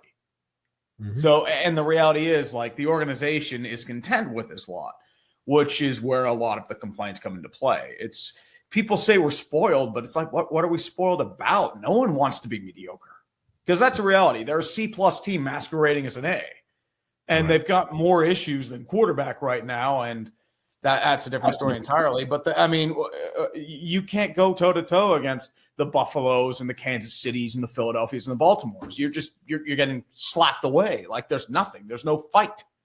So that's the problem. Like they gave up, especially against Cincinnati and Baltimore. It's like, yeah, they checked out. It's like, why should I get excited about this team? Right. And I think. And I don't know how many times, and I will die on this hill for as long as I have air in my lungs. And we've had this conversation before. Mike Tomlin has to go. We've gone through this. The 2018 collapse where they gift wrapped the division to the Ravens. The January before that overlooking the Jacksonville Jaguars in the divisional game when you guys had the 2 seed and the bye, that when we still had the 2 seed byes back in the day. 2020, losing to your little brother that came into your building and curb stomped you, and they didn't have their head coach because he was sick with COVID. The Browns is the Browns with Claypool and Juju, and then obviously the TikTok dances that preluded ahead of time of that. It's just like we've seen this movie from the Steelers time after time after time after time after time again, and I don't know. I think you said it in like one of your videos. It's just like he gets treated and gets talked about by the national media like with kid gloves. Like, oh yeah. I don't know if it's because of the fact that he's great to the media and he's accommodating. He goes out of his way, so they kind of let their emotions get in the way of their honest criticism. But and again, this is not a personal thing with Tomlin. It's not saying that Mike Tomlin's not a good coach. But if you think in the year 2025 that he should still continue to be the head coach of the Pittsburgh Steelers, they have not won a Super Bowl since 2008. They have not been to one in going on 15 years at this point. They have won, 3 playoff games in about a decade. You haven't won a playoff game since 2000 in over 8 years now. It's got to stop.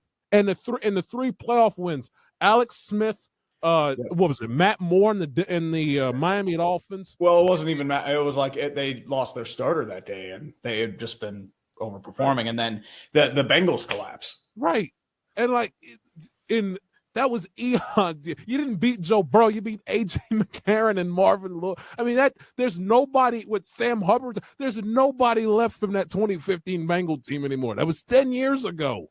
So it's like, what are we doing? Meanwhile, the Ravens, for their playoff inefficiencies, they find a way to get over certain humps, that the Pittsburgh Steelers haven't been able to get over. The Bengals have been to a Super Bowl and back-to-back AFC Championship games since the Steelers were last, formidable AFC contender. And the Kansas City Chiefs have built the damn dynasty. Yep. And then the Browns won a playoff game. Yeah, and then they're against the Steelers. Exactly. And then the in-state rival Philadelphia Eagles to add more salt to the wound. And they had 2 rings. Super Bowls. And they've been with different dynasties, different coaches, and different QBs. I know. It's crazy. So you got your division rivals, 2 of which have played in 3 AFC Championship games. One of them's played in the Super Bowl. The other one beat you in a playoff game to end their drought. Your in-state rival has won 2 Super Bowls and has won 3. Have been to 3 in the same time frame. And then one of the last 3 teams that you've beaten in the playoffs, they're the New England Patriots. Mm-hmm. It's insane. When are they going to fire him? When are they going to fire him? They're never going to fire him, because the reality is the issue's not really Mike Tomlin. The issue's Artie too. To borrow a popular Tomlinism, Artie the second, he lives in his fears. He is afraid of change. He doesn't want to rock the boat. So the reality is, okay, we're 9. We make the playoffs as a 7th seed. I mean, you can make a debate as to whether or not it should be the 7th seed, but they see it as okay, everything's fine. If you look at the press conferences, they've deluded themselves into thinking they're legitimate Super Bowl contenders, but the reality is they're not. They legitimately believe they're just a quarterback and a wide receiver away. And if you look at their offseason moves, you bring in DK Metcalf. You're paying him $30 million a year. DK Metcalf, I mean, solid talent. Dude is chiseled from marble. But he's so hot and cold, especially in Seattle. But and once again, he does a lot of the same things that George Pickens does, so that might be him on the way out. And now it's turning into Aaron Rodgers' watch, and I want nothing to do with Aaron Rodgers. The dude's a cancer. The dude is more of a media distraction. He has no mobility anymore since the torn Achilles, and he's 41. Mm-hmm. We've already dealt with this with Ben. We dealt with it with Russell Wilson, too. It's what's going to change? I mean, okay, now it's just Tomlin wants him. That's the biggest narrative I hear, too. It's that Tomlin doesn't get to, choose his roster. It's no. He has He has significant power. He pretty much has equal share with the GM. He chooses a lot of the guys that are on the team. He has near full roster autonomy. I mean, most old coaches do. The comparison I have, it's Andy Reid in Philly, especially in his final years where things got stale and it didn't realize they both needed a change. So they realized both coach and team needed separation for them to both evolve. It took a while for both. It took half a decade. But the reality is Andy Reid was able to evolve. He was able to change his style, build up, learn from his mistakes, and shed his failure legacy.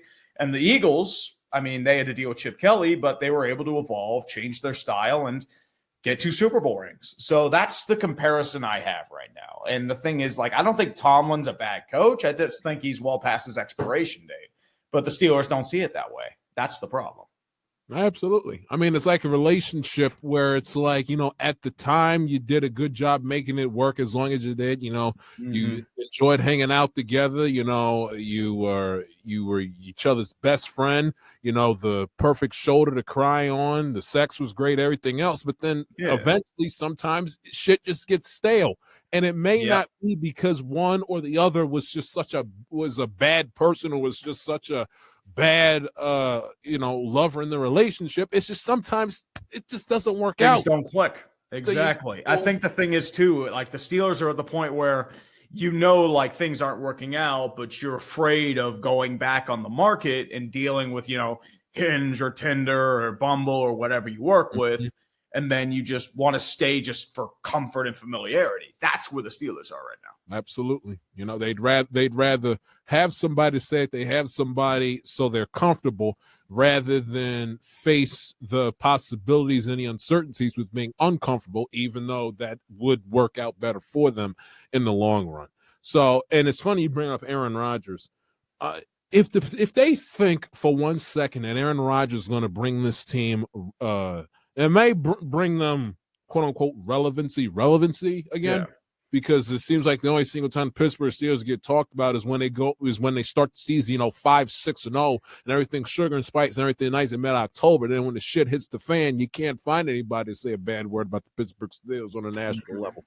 So, but if they're dumb enough to go after Aaron Rodgers, I mean, sell the team, fire the GM, Aaron Rodgers, like you said, is not the answer. He's 41 years of age. He'll be 42 during the season because his birthday is in December. Coming off of Tourney. I mean, did you all think that you could? Did they think that you all enjoyed watching Big Ben trip over his shoelaces? Oh no, dude, it was terrible. But the problem is, like, they did it as a loyalty thing, and it's like I would have told him, like, hey, dude, after the elbow injury in 19, it's like, dude, it's time. But the thing too, it's that with Aaron, he did well against teams like the Jags and the Dolphins. Right. I mean, they brought in Devontae Adams, and not just that. It's just that you look at him against teams like Buffalo and his QBR of 1.2. Like that's the Aaron Rodgers you're going to get. Mm-hmm. And you're putting him also too. And see how he played in that. I mean, that division last year was a joke. I mean, the Bills had the damn division wrapped up by freaking Columbus Day. It was so bad. Oh, yeah.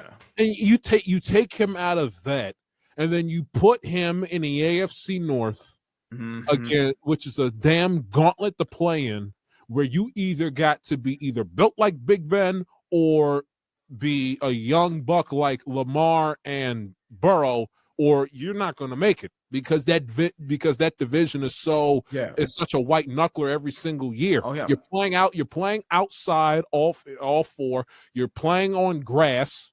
You play by the water in games in Cleveland and in games in Pittsburgh, and even to a certain degree in Baltimore. It's all of it. You play on the water, so I don't get it.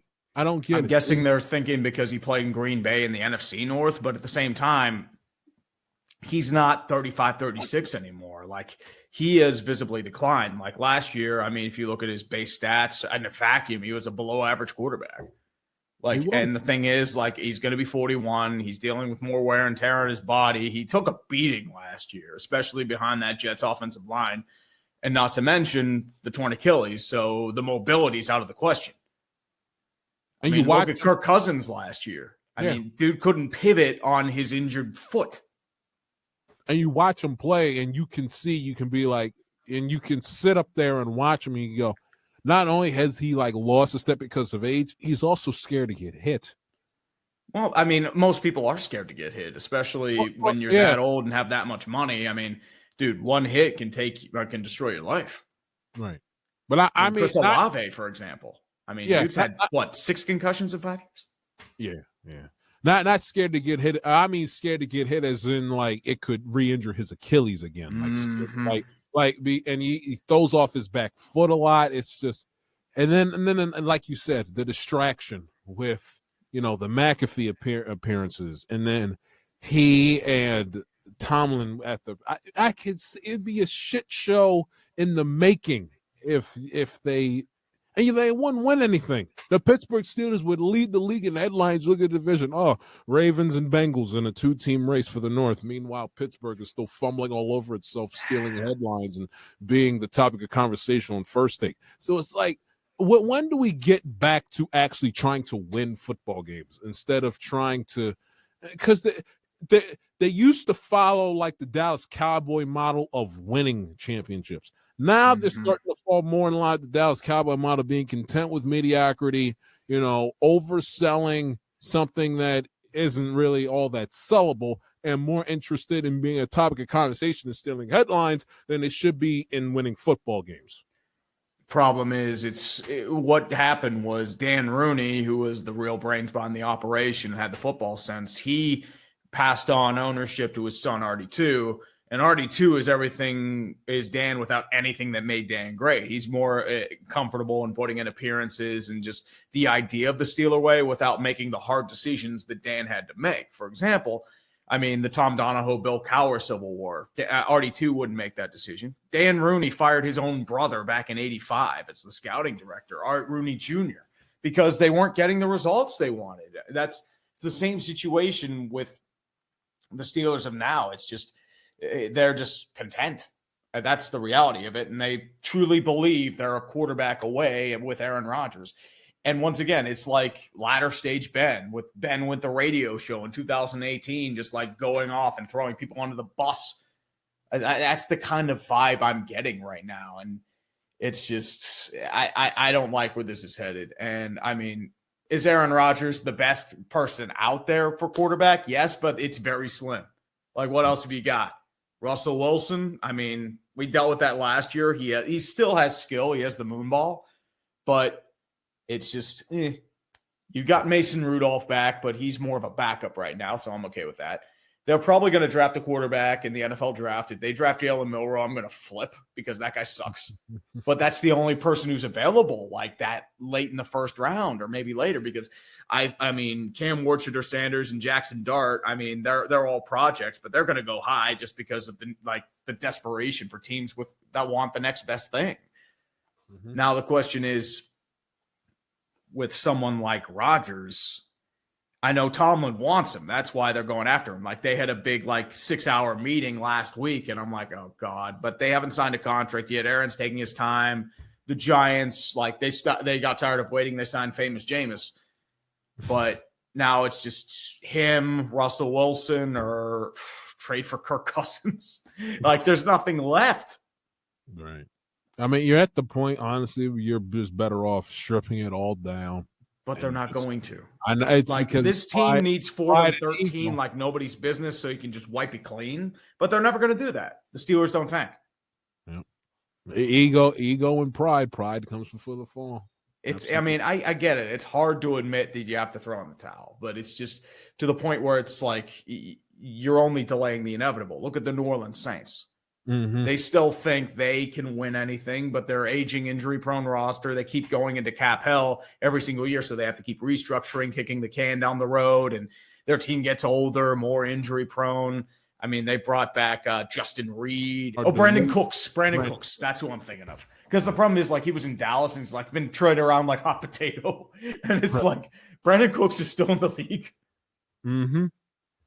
So you got that. And like you said, I don't get why teams kick the can and they delude themselves into thinking, oh yeah, we're still in the championships. No, you're not.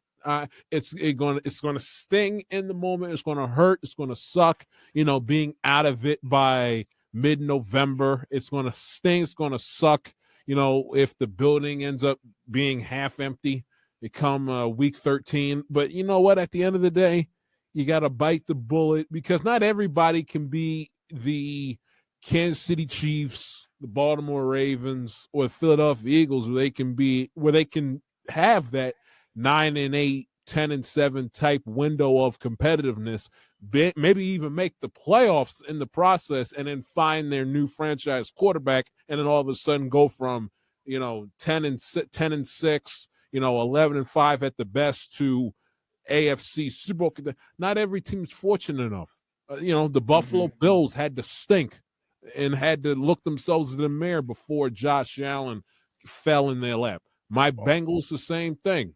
So they're not. It happens, but just because it occurs for a certain team or teams in Baltimore, Philly, and Kansas City's case doesn't automatically and necessarily mean it's going to work out the same for Pittsburgh. And I think the sooner they realize that, the better. Yeah. I mean, they're kind of in that, those latter years with Marvin Lewis and the Bengals arc. That's where, honestly, the Steelers might be. That's the problem.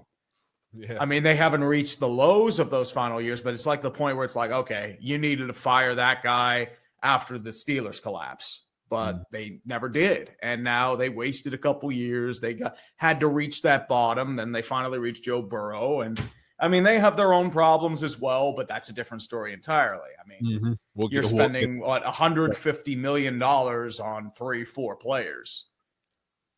We'll get to that. We'll get to that. The Ravens, they choke in January yet again. I thought this year they had a chance. Yeah, I thought so too. Lamar Jackson, for all of his greatness in the regular season, he's NFL's Aaron Judge. He the way that he didn't have a pathetic game against. He had a good second half, but that first half was rough. The first half put him, and you pay double for turnovers, especially in the playoffs, especially on the road. It's not week 6. This is the playoffs now. 2-time MVP.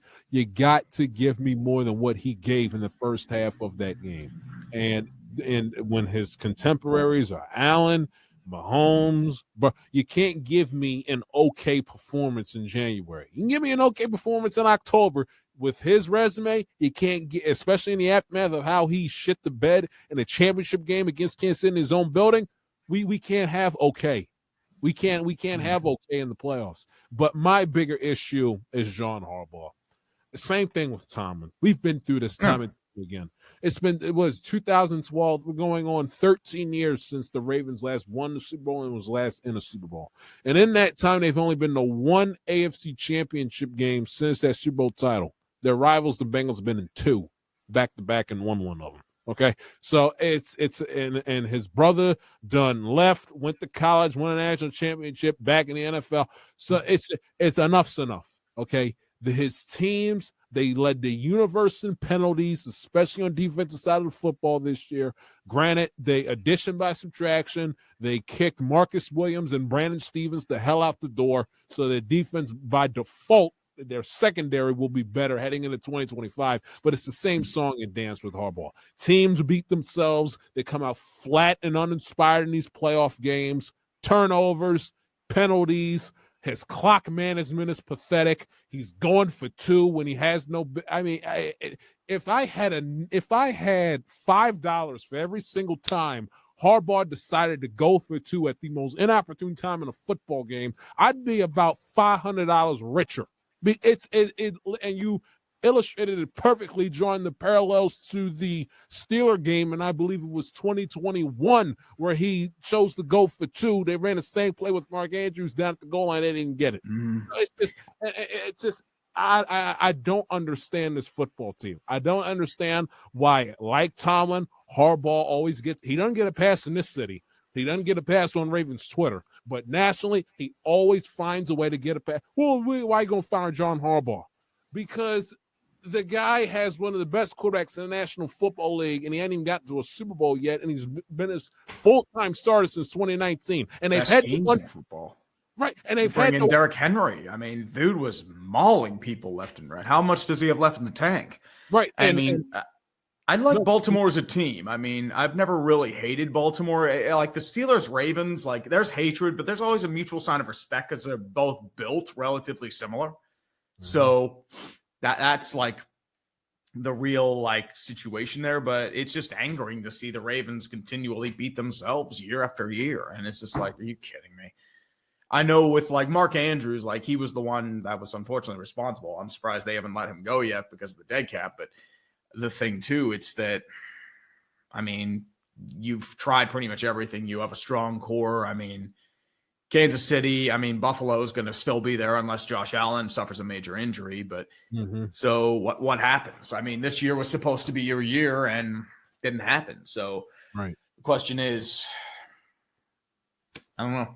I mean, Cleveland's going to be bad next year. I mean, it's pretty obvious about that. Right. And the thing with that, it's like, and I screamed about it when it happened back in January. I said, eventually, and I'm not excusing Mark Andrews, he's got to catch that ball. But at some point, when can people be honest with themselves when it comes to evaluating the Ravens' playoff failures? Because first, it was the fact he didn't have any talent around him. It was just Lamar Jackson, and that was it.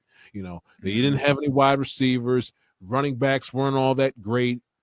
So you had that as an excuse. So they go ahead, they draft Zay Flowers, they draft Rashad Bateman, they interchange with Odell and Dez Bryant and get all these washed former Pro Bowl wide receivers of the 2010s as influential support in the wide receiver room. They bring those guys in. Then it was J.K. Dobbins and Gus Edwards. They can't stay on the field. They fumbling the football. Okay, fine. We'll bring in Derrick Henry.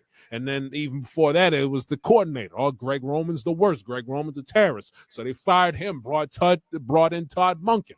The defense was pathetic. Here we go. We're going to bring Wink Martindale was a complete disaster. And then we bring in, obviously, what's his name? Mike McDonald. And Mike McDonald puts together the best Ravens single-season defense, arguably in the history of the franchise since the 2000 version. And what happens?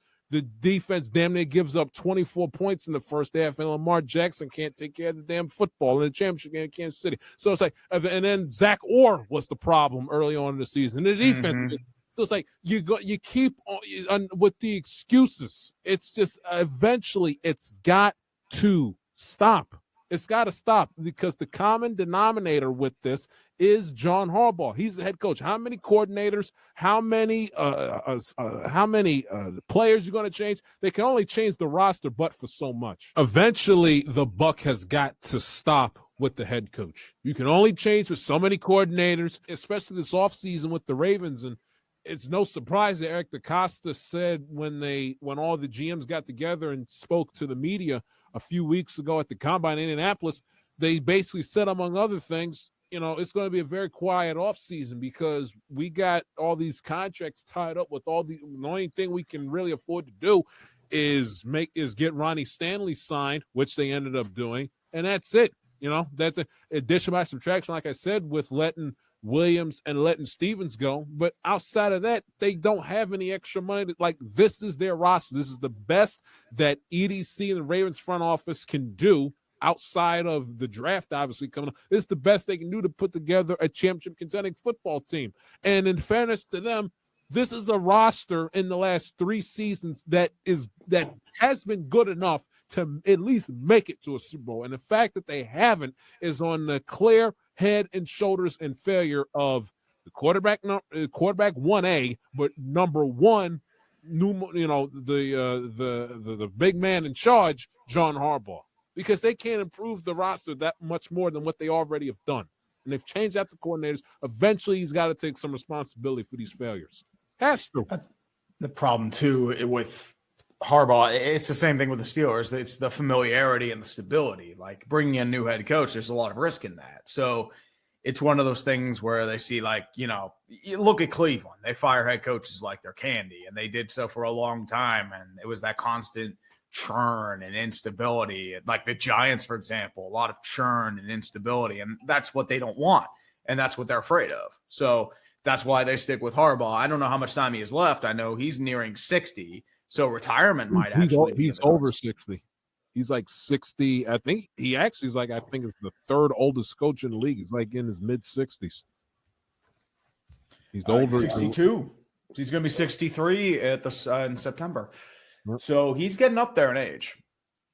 But the thing, too, it's, as I said, there are a lot of coaches that could last a while. I mean, for example, Pete Carroll's coming back in the game in his mid-70s, which is right. I don't know how that's going to work, but yeah. I just think also too, time's ticking. It really is, and they're gonna have to pay for giving Lamar Jackson, that big contract too eventually. So it's like, you're gonna be put in a situation where you're gonna have to find a way with an A+ quarterback to win with an inferior roster within the other 21 positions on the field. So this is like the best your roster can get with where it is right now. And Derrick Henry 2-year contract. This is the last year of his deal coming up in 2025. After that, it's either going to be free agency, and they're not going to have enough money to re-sign him unless he takes a pay cut, or Derrick Henry's like, you know what?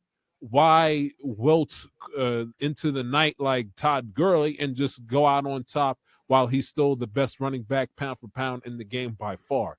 So it's now or never for the Ravens. Yeah, the Bengals can't get out of their own way, and the Kansas City Chiefs, albeit they got Mahomes and Andy Reid, their rosters haven't exactly been, the best top to bottom in the National Football League either, and the Ravens inexplicably haven't been able to use that to their advantage and delivering a Super Bowl. Well, the Ravens were the real only team that could beat the Chiefs, and they weren't able to reach them. So Yep, because they can't stop getting in their own way. By the way, what do you think? And I always, for the record, was of the belief until he took the North Carolina job in November that the perfect coach for the Ravens was Bill Belichick. Fire Harbaugh, get Bill Belichick in there. I guarantee you that if Bill Belichick was the coach of the Ravens in a championship game in the 23 season, I guarantee you the Ravens would have won that game. I am willing to bet my life savings on it. I mean, potentially. I think the thing too with Belichick, like he had lost his luster in the final years, so I don't know how much he would have been. Plus, he would have wanted to be general manager. I don't think the Ravens would have wanted that. Oh, true. What do you think, right quick, on Justin Tucker's situation? To Justin Tucker, I mean, at that rate, it's convenient how this all comes out the moment he starts sucking as a kicker. Like, this is apparently stuff that happened 10 years ago. It's heinous. So at this point, get the hell out. But at this point, did he learn anything? I don't know. My example, Jeff Reed for the Steelers. Total piece of shit. Kept getting arrested and drunk in public. They tolerated it because he could kick a football. Once he no longer can kick a football, get the hell out. Nobody else signed him. I think that's what's going to happen with Tucker. Get the hell out. Interesting. How long do you think he gets? Do you think he gets cut first or suspended? I would say cut. Because I don't know how long statute of limitations is. Okay. Gotcha. Now, finally within the division, my team. Ooh. Well, it seems like you are the only person that has a national platform that is willing to call out my idiotic, stupid, ignorant, incompetent, and over his head coach. Zach Taylor's the worst. Zach Taylor has a lot of problems. I mean, if I look at that Baltimore game, 3 straight runs up the gut and try and kick a 57-yard field goal. That's why you lost that game. I mean, you spend all this time trying to bolster Joe Burrow, that offensive line, and the receiver core. You completely neglect your defense. And, I mean, Trey Hendrickson, you're going to have to pay him. Where are you going to get that money? The only comparison I have, mid-2010 Saints. Remember, like, they had those high-flying offenses, great receiver talent, excellent quarterback. They had no defense. And it's going to be 45 to 42 games, these shootouts, just because you can't defend anything. It's just hoping Trey Hendrickson can maintain his elite form and get to the quarterback.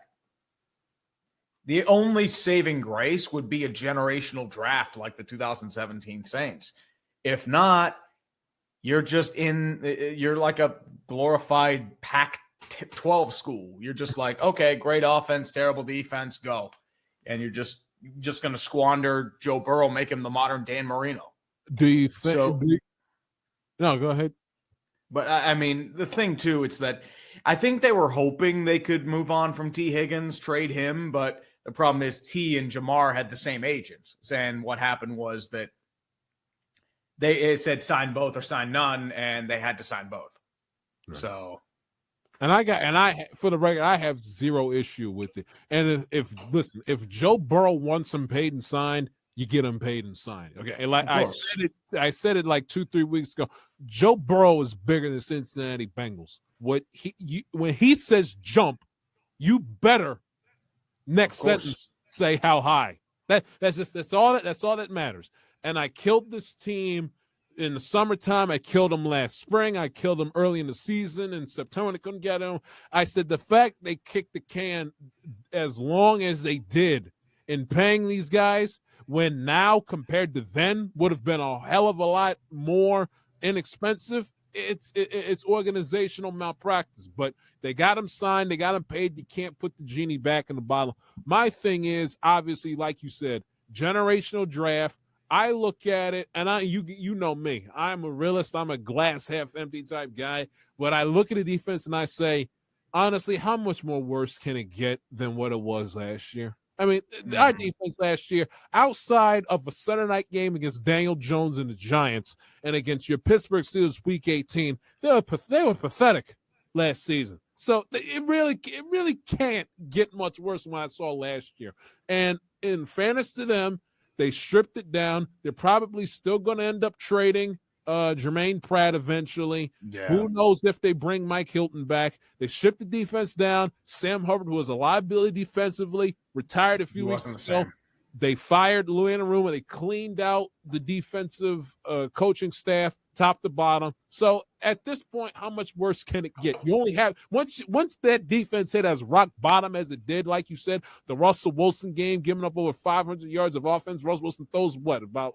It was either 408 or 400 yards. It was insane. It was insane. Jaden Daniels embarrassed them on Monday Night Football. Mm-hmm. They couldn't contain Jacoby Brissett in the pocket week 1. So it's like once you hit rock bottom, there's nowhere else to go but up. So you basically hope for the best. You hope that it's top 15 in the National Football League at best. You'll settle for 17th, 18th in the league, barring that the offense doesn't take I wouldn't expect them to basically have carbon copies of their 2024 campaign. But as long as there's no significant drop off, you'll live. Hope and pray that you win the close games, unlike you did last year, which, in my opinion, GM and front office and spending and cap space and all that bullshit aside, that falls down to the coach. Because you could give this team the Eagles roster, the Ravens roster, and Zach Taylor would still find a way to fuck it up. Mm-hmm. And the reason why I am so confident in saying that is because I've seen him do it when roster problems weren't an issue with this team. I said it in 2022. 2022, they came out the gate slow. I said, listen, and the 2022 roster, arguably top to bottom, was the best Bengal team 1 through 53 I've seen since the 2015 team that, in my humble opinion, still to this day, 10 toes down, I believe, should have went to the Super Bowl that year. But debatable, but you take that as it is. So I saw it then, before the T. Higgins and Jamar Chase issues with the contract and the poor defense. I said it then, this guy was a liability. 2023, before Burrow broke his wrist, I was screaming it from the rooftops.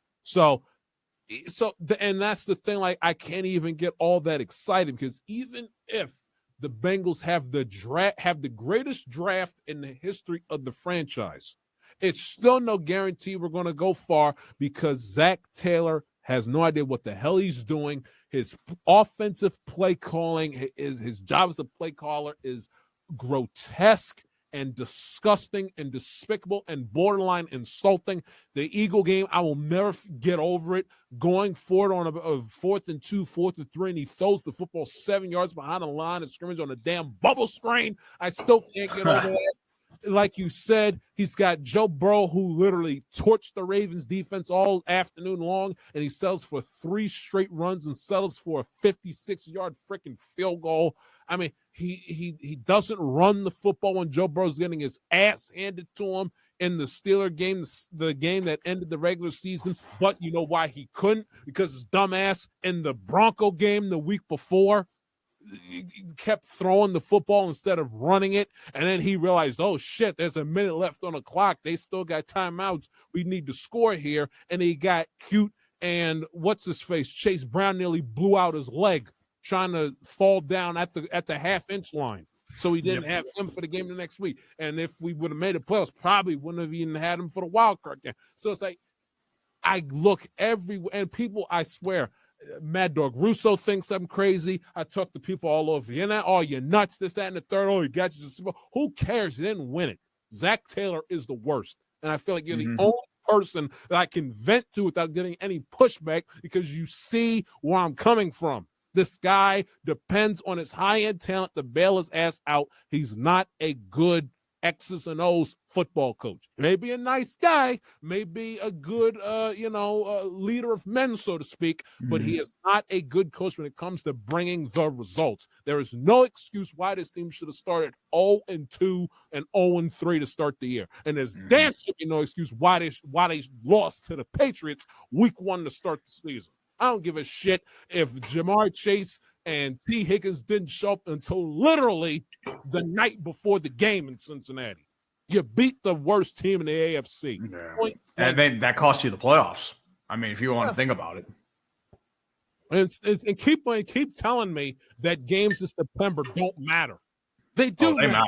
They're on the schedule. They matter just as you might not, get all nervous and tense about a game in September as you would a game in late December, but they all count the same. You don't get bonus points. You don't get bonus wins for winning games later in the year compared to the first 5 weeks. All the games count the same. I'm still hot over that. It's I don't blame you. I mean, that was a wasted year. I mean, Joe Burrow had a generational year. Jamar and T were going off like nobody's business, and your defense just couldn't keep up. That's the problem there. Absolutely awful. Awful. Yeah. Awful. Let's jump right into the baseball. Definitely. Your Pittsburgh Pirates. Saw the comments that Paul Skenes made about, we're tired of the wild card game highlights from over a decade ago. Yeah. No, this team needs to be relevant. They need to strive for greatness, make the playoffs, gives the fans something to cheer about and be proud of. What was your takeaways from Paul Skenes' comments on the desire to win regarding your and his Pittsburgh Pirates team? I think with the Pirates, fan apathies at levels we haven't seen in a long time with them. Like me, I can't get excited about it because they haven't done anything this past offseason. The reality is they're dealing with issues with their RSN like a lot of other teams are right now. Like they had to combine forces with the Penguins, so that cuts tens of millions of dollars in losses. What ends up happening is Bob Nutting, he's been a lightning rod. He's not actually making money on the team anymore because of that RSN deal. They're actually losing money year over year, which means they have to cut payroll. They haven't been able to sign anybody. And the fact is, it's just you're bringing in a bunch of uninspired retreads. Adam Frazier, Tommy Pham, Tim Meza, and Caleb Ferguson for the bullpen. It's like, really? This is it? You have one of the most electrifying pitchers in baseball. You probably have him for 2 or 3 years before you trade him for Magic Beans. Jared Jones is dealing with elbow injuries, so who knows what happens. You have your core extended long-term. Right. I mean, O'Neal Cruz, he has the potential to be special if he ever, corrals his, abilities together. But now it's like, okay, great. I mean, you have great pitching, but your hitting it's a mess. And the reality is that's why you have those issues right now. It's just uninspiring. And if you actually look at fun fact I learned over this past offseason, who is the last Pirates free agent outside of the organization they signed to longer than a 1-year deal?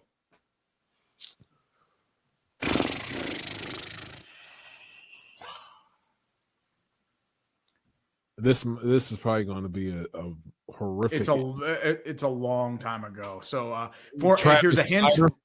No, not Travis Snyder. Here's a hint. Former Yankee.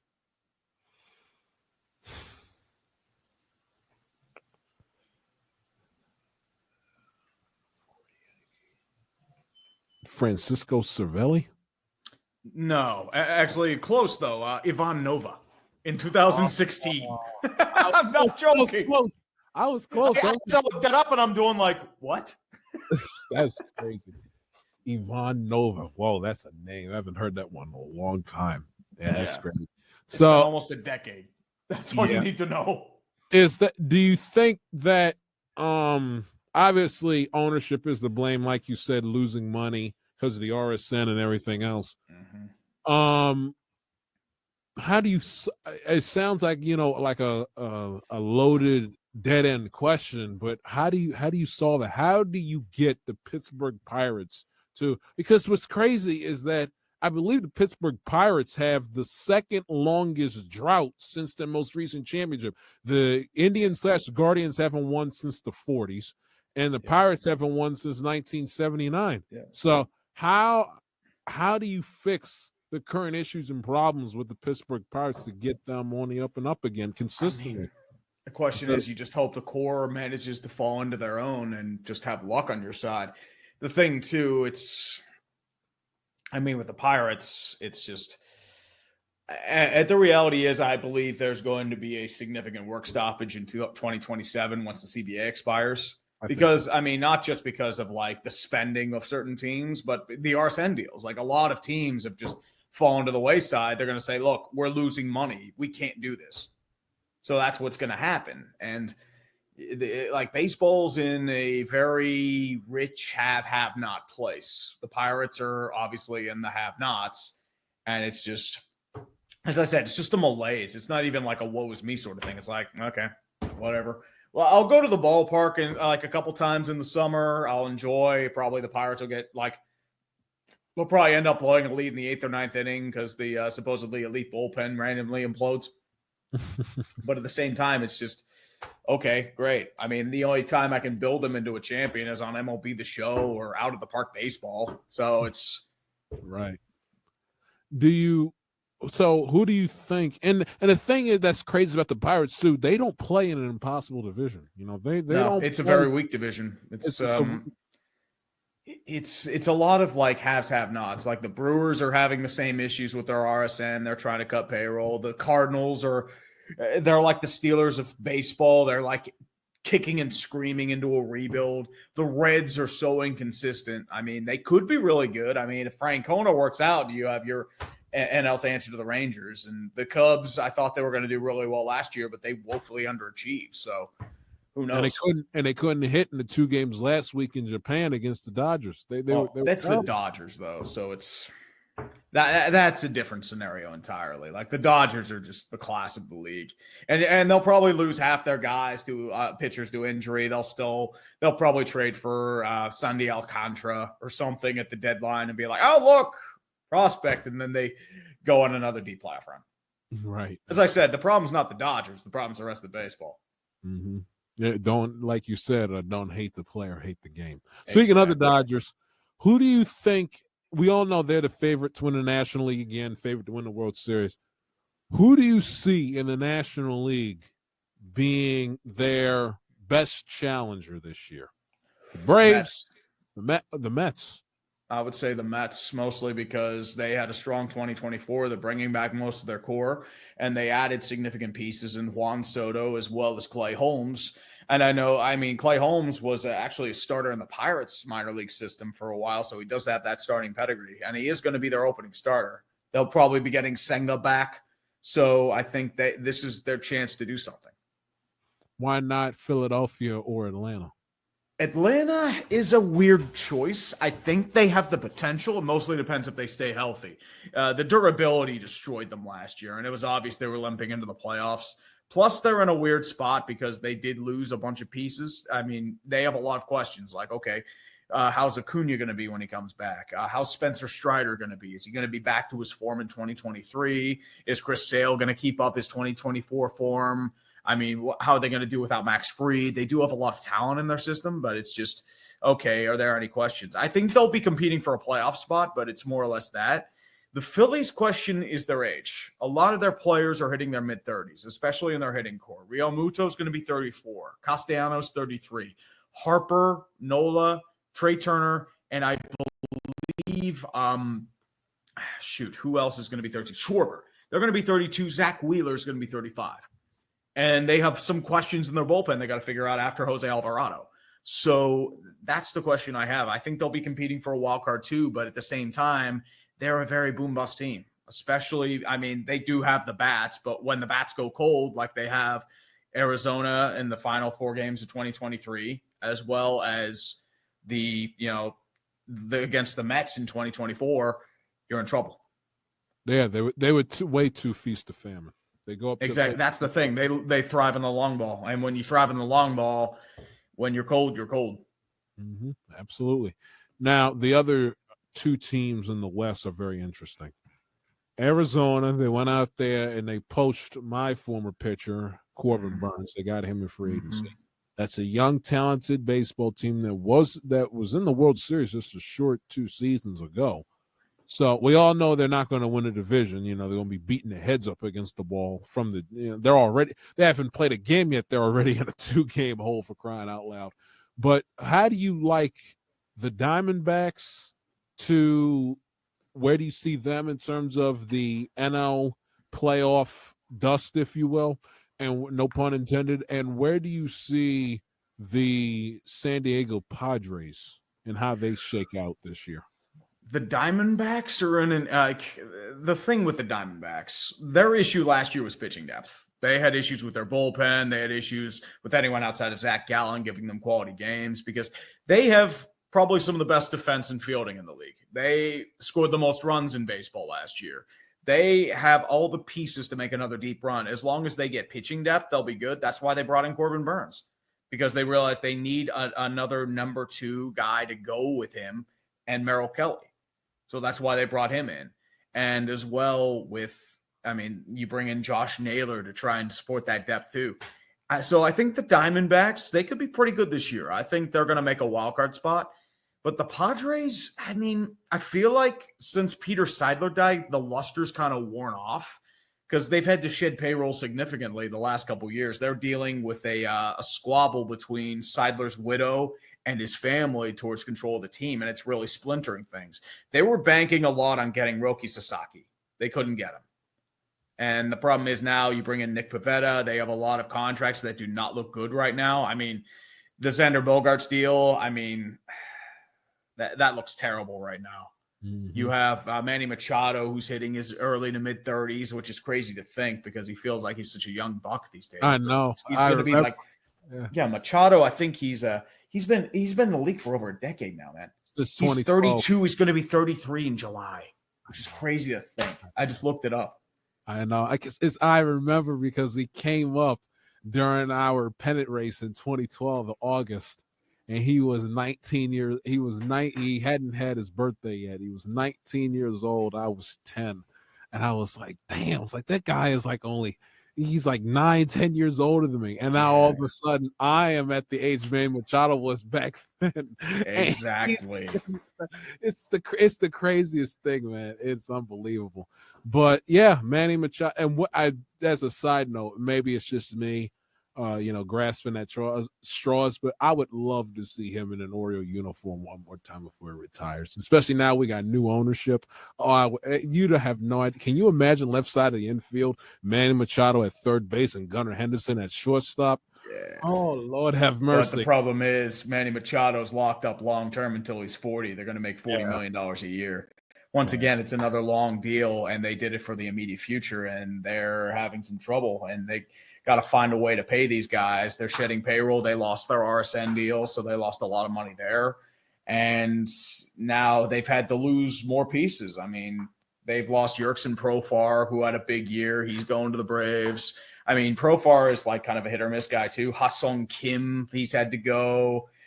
Jackson Merrill looks really good, but he needs to be like their superstar in order to do anything. And he could be that. Right. But the question is, it's a lot of like ifs there too. Ifs, hopes, and a whole lot of maybes. Exactly. Yeah. And they've been doing a lot of moves to try and push for like the last couple of years. It just hasn't worked out. Absolutely. Yeah. 100%. What were your 2 cents on Juan Soto leaving the Yankees to go to the Mets? Do you think it strictly was money, or did you think that there was an element about the Yankees, Boone, Judge, he didn't like the vibe with Stein. He didn't like that corporate feel that the Yankees have, especially with Hal running the show. What was your reaction and your current 2 cents on Soto leaving the Yankees, especially he was the best player on the team, is the reason why he got to the World Series last year.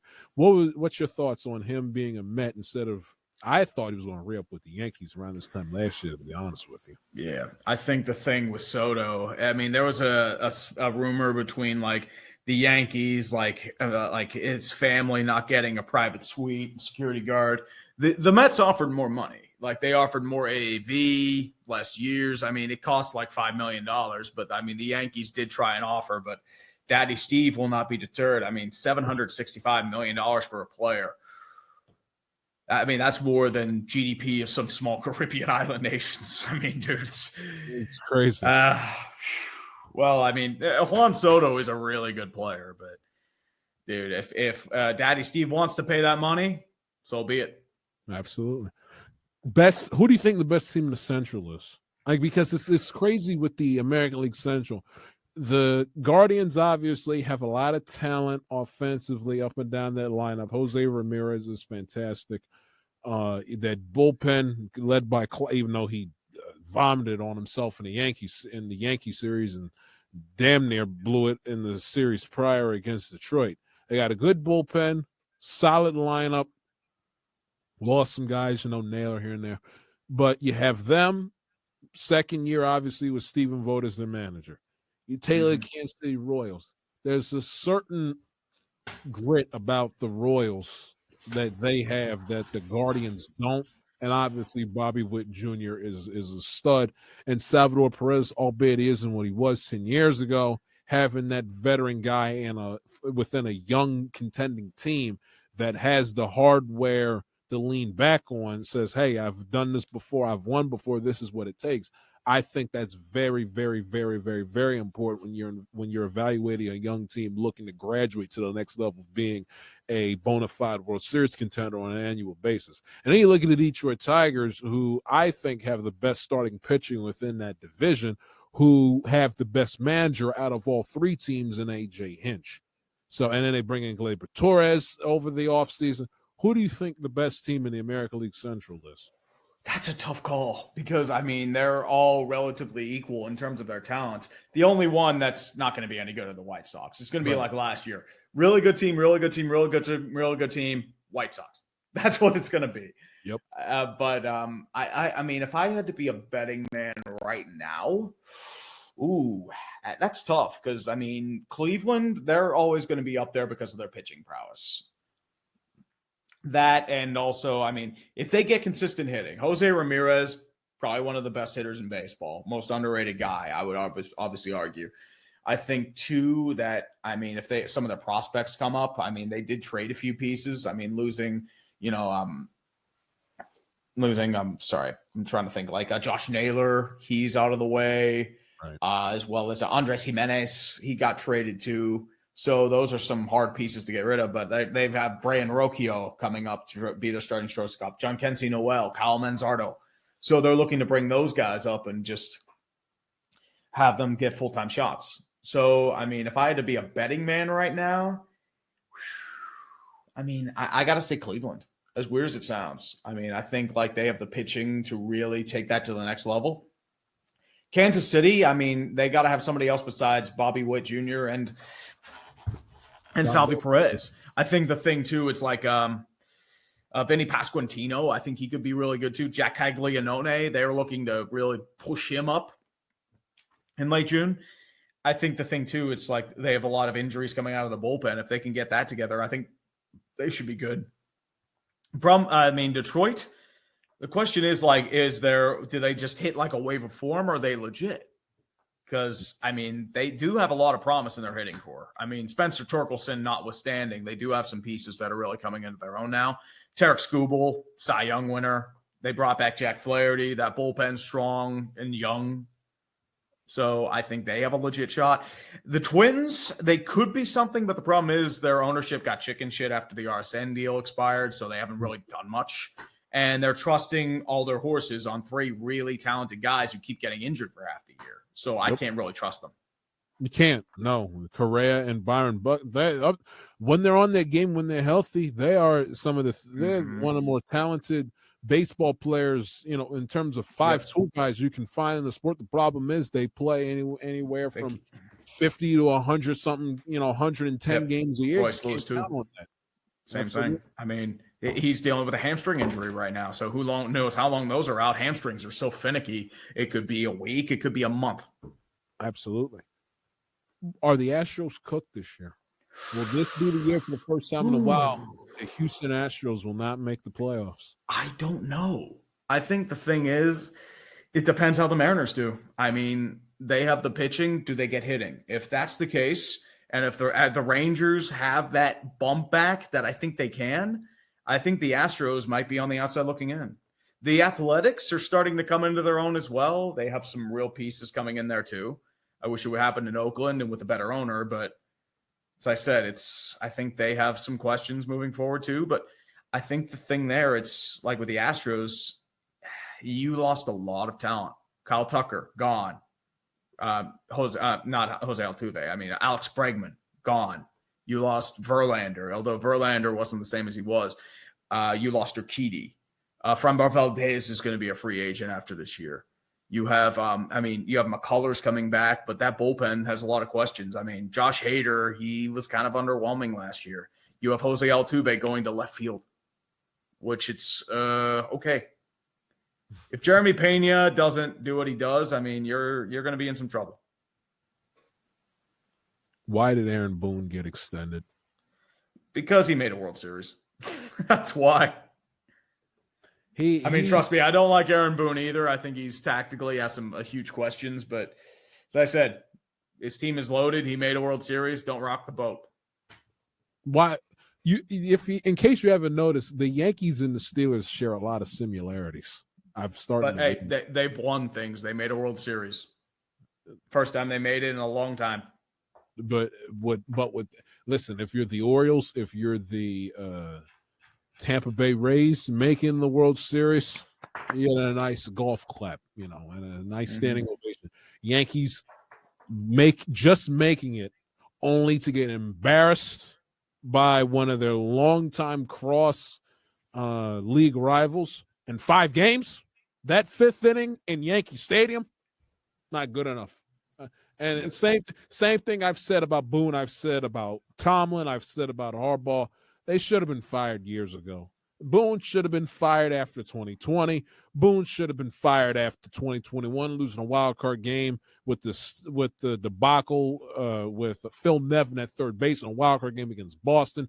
Should have been fired after 2022 when they literally did not show up against the Houston Astros. It should have been fired in 2023 when they went 82-80, were a complete disaster throughout the entire season. And he should have been fired after game 1 of the World Series, and he should have been fired after game 5 of the World Series. And yet the Yankees, content with mediocrity, I guess. I don't get it. I tell you this, what it does show that the offsprings of the Rooneys and the Steinbrenners did not pay much attention when their pops was running the show back in the glory days. If it shows you and tells you something else, it tells you that those then young whippersnappers were not given a care in the world when their pops was running the show. Because if their fathers were to live to see the tomfoolery that has gone on within these 2 organizations the last 15 years, oh my God, heads plural would have been rolling by now. I think the thing too with like Art Rooney II, he ran the business side of things. He didn't run football ops. So, like, the thing with him and Hal, they're more focused on the business side, the brand aspect. So, like, the Yankees print money. The Steeler brand prints money. That's all they're worried about. Which, in that regard, they're doing fine. Mm-hmm. Winning is like a side effect. Because guess what? The Yankee brand's still strong. The Cowboy brand's still strong. The Steeler brand's still strong. As long as those are okay, they're good to go. That, by the way, off topic, that would make a great video idea. The parallels between the Cowboys, Steelers, and the Yankees. That would and ownership. and how they run things, as though, those three brands that have a legacy that spans decades and generations, and how in the 2020s that's a good video idea. But anyway, I mean, I'm thinking too, like for a video as well. Like, I mean, like what happened to Washington after Dan Snyder sold and even getting half decent ownership. Like Josh Harris, like he isn't anything great. I mean, he does own the Devils and the 76ers, but at least having somebody that's not an absolutely toxic piece of shit has done a complete 180 on that franchise. Oh, a complete 180, absolutely. Who is winning? Nationally, it's crazy. Nationally, we know, okay, Dodgers moving on. Wash, rinse, repeat. American League, different story. It's wide open. It was so wide open. Like you mentioned about the Astros, how you're not positive that they'll even make the postseason. The Rangers you would give, because 2 years ago they won the World Series. They got the best manager within that league. If they stay healthy and they hit, they should be. Although I'm not. They still have a young prospect core that's still coming up too. So. Yep. And hanging their hat on Jacob deGrom being healthy. I mean, in 2025, do that at your own discretion, I guess. I'm thinking more like Jack Leiter and Kumar Rocker. I'm thinking more of those guys. Exactly. Absolutely. So you have that. The Mariners, they had great pitching, but they can't hit their way worth a damn. You take a look at the Central, all three teams, like we said, Royals, Tigers, and Cleveland are about equal, but they're not juggernauts at the end of the day. And then you take a look at the East. My team lost Corbin Burns and Tony Santander. They won't have Gunnar Henderson for the first week of the season, for what it's worth. Their lineup is still damn good, deep in talent, top to bottom, even without Gunnar Henderson, as hard as that is to say and believe. But their starting rotation is filled with a bunch of old-ass geezers, 35 years of age and older. And 41-year-old ground chuck. Yeah, and then Brandon Hyde, who I think is the baseball version of Zach Taylor calling the shots, who I can't stand. And then the Yankees with Boone, another, a disaster in the making. It's going to be the one-man show with Aaron Judge, because Giancarlo Stanton's got elbows in the shape of a 97-year-old with arthritis. They lost Soto. They're counting on Goldschmidt and Cody Bellinger to have renaissance years. They're counting on Jazz Chisholm to replicate what he provided as a Yankee at the back end of last season and an early part of last season down in Miami. And then you're hoping and praying that Jason Dominguez is actually going to be something. And then Anthony Volpe, we're still trying to, force feed the narrative this guy's going to be Derek Jeter 2.0. And then with the Red Sox, they'll be better, good defense, a solid defensive team. But thing is with them, injuries within their rotation can harm them. And for whatever the reason, after the All-Star break, they forget how to play baseball. So I have who do you think's going to win the American League? I got no clue. I mean, I guess I said it's so hard to tell early on. I mean, if I had to be a betting man, because there's so many what ifs, like does Baltimore's hitting core come into their own? If they do, they have a chance. If Toronto gets their shit together, they have a chance. Although I believe John Schneider, he's the Zach Taylor of baseball, not Brandon Hyde. Like John Schneider, he's kind of an idiot in terms of his tactical prowess.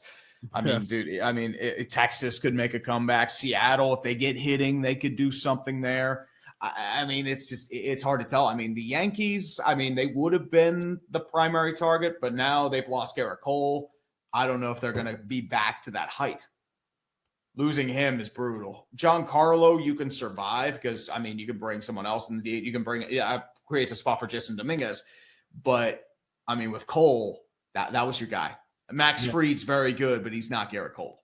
And they're without Hill for a good period of time, too. Won Rookie of the Year last year. They're without Hill. You're without your ace and your Rookie of the Year last year. And then on top of that, you lost Juan Soto. Yep. Soto is like they just lost a bidding war with Soto. So I don't think the Yankees are going to get back to where they were. As I said, it's just if I had to be like, oof. And they weren't great with Soto regular season. We know they made it to the World Series, but regular season, they weren't great with Soto. Yeah. They still had their flaws. Because the problem is, it's like there's so many options that you can choose, and I just don't know where to really locate and select. I mean, as I said, if I had to be a betting man, ooh.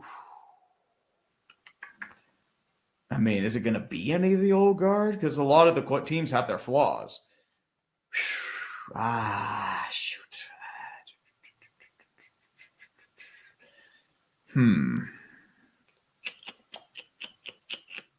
I'm going to say Cleveland. I don't know why.